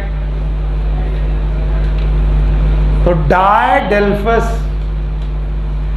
नाउ द गायनीशियम। गायनीशियम में कार्पेल एक है, और अगर एक है तो कोहेशन और एडेशन की बात नहीं होगी, मोनोकार्पेलरी। बोलो कैसी है? और इसके बाद सुपीरियर ओवरी है, इंफीरियर की सुपीरियर, सुपीरियर। और प्लेसेंटेशन है मार्जिनल। बोलो कैसा है? भूल गए, मटर का प्लेसेंटेशन भूल गए, याद है? कैसा है? मार्जिनल। मार्जिनल प्लेसेंटेशन है इनमें। ओवरी सुपीरियर की इंफीरियर, सुपीरियर। हमें तो लग ही नहीं रहा कि मैंने कुछ पढ़ाया है। बोलो कैलिक्स में कितने नंबर ऑफ सेपल? बताओ। गैमो की पॉली, हाँ, आपस में जुड़े हैं। एस्टिवेशन वैक्सिलरी है।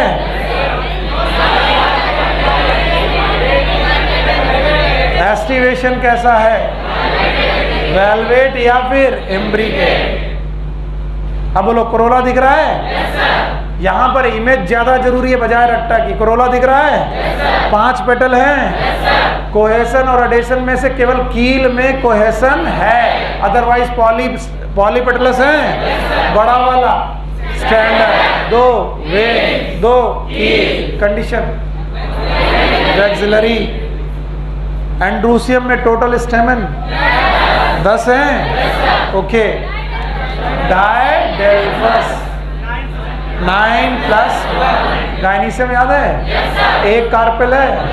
मैंने कहा था कई बार, अपने यहाँ 3 फैमिलियाँ, तीनों के सीक्वेंस में, पहले में 1, दूसरे में 2। तो कार्पेल एक है। सुपीरियर की इंफीरियर?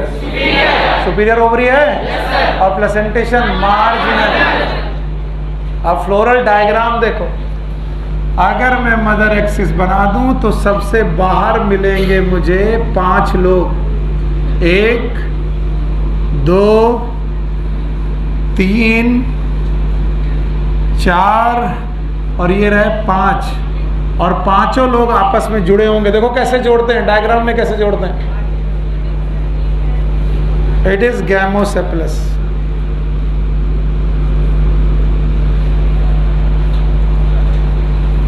इसके बाद कोरोला। कोरोला में बड़ा वाला, अब इतनी बार पढ़ा दिया, अब तो बता ही दो। 2 छोटे वाले विंग्स, और आखिरी में कील।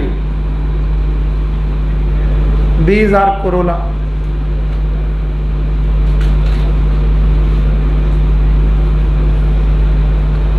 इसके बाद एंड्रूसियम 10 हैं स्टेमन, और 10 स्टेमन में 9 एक साथ जुड़े। 1 2 3 4 5 6 7 8 9, और एक अकेला पड़ा। कंडीशन क्या ये 9 एक साथ हैं? कैसा? सिंजिनीसियस की सिनेंड्रस की एडेल्फस, मोनोडेल्फस की डायडेल्फस,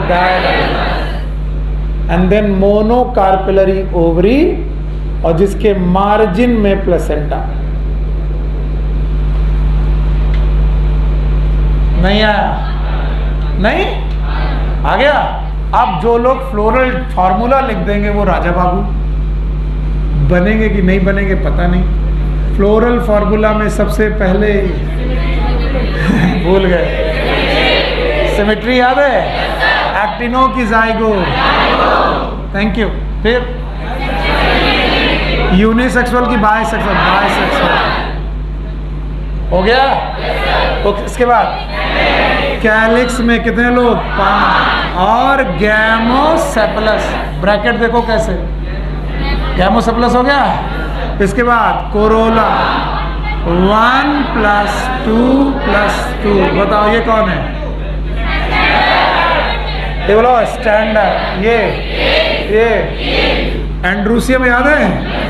9 जुड़े हैं +1, याद है?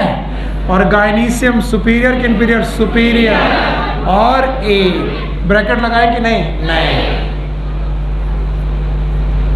अब देखो इस फैमिली को पहचानने के दो तरीके हैं, एक ये इंडिकेशन है और एक ये इंडिकेशन है। जो लोग इन दोनों इंडिकेशन को समझ लेंगे वो फैमिली पहचान लेंगे। ये कंडीशन वैक्सिलरी और ये पक्का। अच्छा, मुझे तो डाउट है कि कुछ पक्का हुआ कि नहीं हुआ। अच्छा, पहचानना जो मैं सिखा चुका हूँ, एक्टिनोमॉर्फिक, बाइसेक्सुअल, ओके रे, एक minute, calyx 2+2, Corolla 4, एंड्रूसियम 2+4 and this, और गायनीसियम बाइकार्पलरी सिनकार्पस सुपीरियर फैमिली। किसका लिखा? मस्टर्ड। किस बात से पहचाने? एंड्रूसियम। और ये कंडीशन याद है? अब देखो, जाएगो, bisexual 5, okay, corolla 1+2+2, okay, androecium 9+1, gynoecium monocarpellary superior, Fabaceae. और इस तरीके से जब एग्जाम में लिखा रहता है, दिमाग भन्ना आ जाता है, क्या लिखा है क्या नहीं लिखा। तो किसी भी फैमिली को पहचानने का द सेट, हर एक में कोई ना कोई इंडिकेशन। इसको पहचानने का ये एरो और दिस याद रहेगा। This was the family Brassicaceae and this is Fabaceae. एक फैमिली आज हमने पढ़ी और उसके एग्जाम्पल्स और उनसे जुड़े हुए एग्जाम्पल्स बहुत आराम से लर्न करिए ताकि आपको आ जाए। सबसे पहले हम देखेंगे कि क्या कोई भी एग्जाम्पल में ऐसा है जिसको फूड की तरह यूज कर सकें। यस, फैबेसी फैमिली में फूड की तरह यूज की जाने वाली है पल्सेस, दाल है, और इनमें बहुत नाम लिखा है। एनसीईआरटी देखो क्या क्या लिखा है। ग्राम, व्हाट इज ग्राम? चना। इसके अलावा अरहर लिखा है, और क्या लिखा? सेब और मूंग, ओके, एटसेट्रा। आप समझ लो दाल वाली फैमिली है ये। इसके अलावा पी, इसको हम लोग एज अ वेजिटेबल यूज करते हैं। उसके अलावा फूड में दूसरा पॉइंट लिखा है ऑयल। क्या इनसे कुछ एडिबल ऑयल निकाल सकते हो? दो लिखे, बोलो कौन? सोयाबीन का तेल, दैट इज सोयाबीन ऑयल। इसका मतलब सोयाबीन भी इसी फैमिली का। और दूसरा मूंगफली का तेल, that is known as ground nut oil. Oil के बाद डाई, द फेमस डाई नील। मेरा नाम है सुनील, सुंदर नील, सुफार सुंदर, नील मतलब नील यानी उजाला नील। खुश। बोले सर आप तो काले हो। भगवान हमेशा काले हैं लेकिन दिखाए कैसे जाते हैं? नीले। अरे हम भगवान नहीं, आइटम हो कहा। जब किसी काले आदमी को काला कह दो तो उसके पास एक ही बचाव का तरीका है, काले तो भगवान भी थे। और वो रोते रोते बोलता काले तो भगवान भी थे, है ना। वो सोचता कि वो भगवान हो गया, ऐसा कुछ नहीं। बहुत बचपन से गालियाँ सुनी है। हर मोहल्ले से निकलो अगल बगल के दो लोग बोलते थे काला कलूटा बैगन। ऐसा लगता था भगवान ये काला मुझे क्यों बनाया, जाने कितनी फेयर एंड लवली यूज की है। दीदी मंगाती थी, मैं लगाता था, तो बोलते थे कि रात में लगाओगे तो सुबह गोरे हो जाओगे। रात भर में मैंने पूरी डिबिया खाली कर दी। बाद में पता चला फेमस डायलॉग, भैंसे फेयर एंड लवली लगाने से गाय। Okay good. तो डाई में एक डाई है indigofera tinctoria. Indigofera, it is neel, इसी को नील बोलते हैं।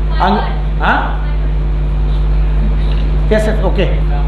इस नील की खेती करने ही हमारे यहाँ पर अंग्रेज आए थे और इन्होंने बहुत सारी जगह को बैरन कर दिया था नील की खेती करके। इंडिगो फेरा टिंटोरिया। इसके बाद फाइबर्स हैं, हम लोग इस फैमिली से फाइबर्स निकाल सकते हैं। एक है सनई। How many of you know the सनई? सफ़ेद कलर की रस्सी होती है सनई, सन हेम्प, याद रहेगा। इसी फैमिली को है। और कुछ है? चारा, अरे ये तो अपना मटेरियल है। गाय भैंस चराने वाले सावधान। क्या आप लोगों ने बरसीम सुनी है? बरसीम को अंग्रेजी में ट्राइफोलियम बोलते हैं। बहुत सारे लोग होंगे जो बरसीम जानते भी नहीं होंगे, पर आपको मालूम है खेत में गेहूं चना लगाने के पहले हम लोग थोड़ी देर के लिए खेती करते हैं। बताओ, ट्राइफोलियम। दो फायदे हैं इसकी खेती करने से। नाइट्रोजन कंटेंट खेत में घटेगा कि बढ़ जाएगा? बढ़ जाएगा। इसके अलावा sesbania, it is known as dhaincha. Dhaincha, how many of you know the ढैंचा?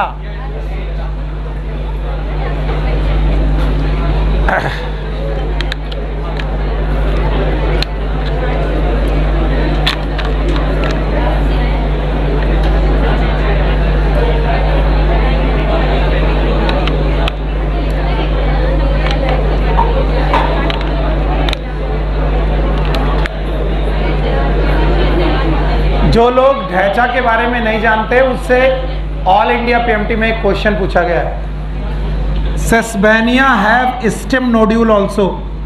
Root में नोड्यूल के साथ साथ इसमें स्टेम में भी नोड्यूल होते हैं। ये चारा खेतों में उगा करके फिर खेत के साथ जोत दिया जाता है ताकि फर्टिलिटी बढ़ जाए। फॉडर हो गया। और बताओ?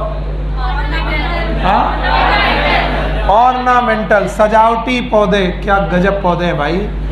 ऑर्नामेंटल पौधे इनमें बहुत बढ़िया बढ़िया है। बोलो, एक तो है ल्यूपिन, और कुछ स्वीट पी।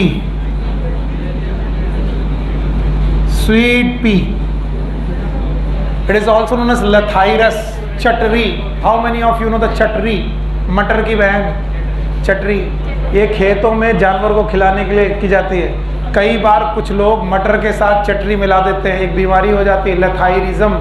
बहुत बड़ा भयानक बीमारी है ये, लेथाइरिज्म। ये एक पॉइजन है, लेथाइरिज्म। लेथाइरस ओडोरेटस नाम के पौधे से निकलता है, स्वीट पी से। इसलिए मटर को भी खाते वक्त देखें, अगर बहुत छोटी मटर है, इट इज़ नॉट मटर, इट इज़ स्वीट पी, तो it is a very toxic, इसलिए इसे ना खाएं। आजकल मिक्स होकर के लोग बेच रहे हैं, सस्ती मिलती है, मटर के साथ बेचते हैं। ओके, ऑर्नामेंटल के बाद आती है दवा, मेडिसिन। यस, मुलैठी। मुलैठी, जब गले में खराश हो मुलैठी खाइए और प्रभु के गुण गाइए। याद रहेगा। Take care, good luck, bye. 2 family बाकी हैं, कल फैमिली पूरी हो जाएंगी और आज शाम को वो चैप्टर पूरा हो जाएगा। तो कल हम लोग क्वेश्चन भी लगाएंगे इसके। ठीक है।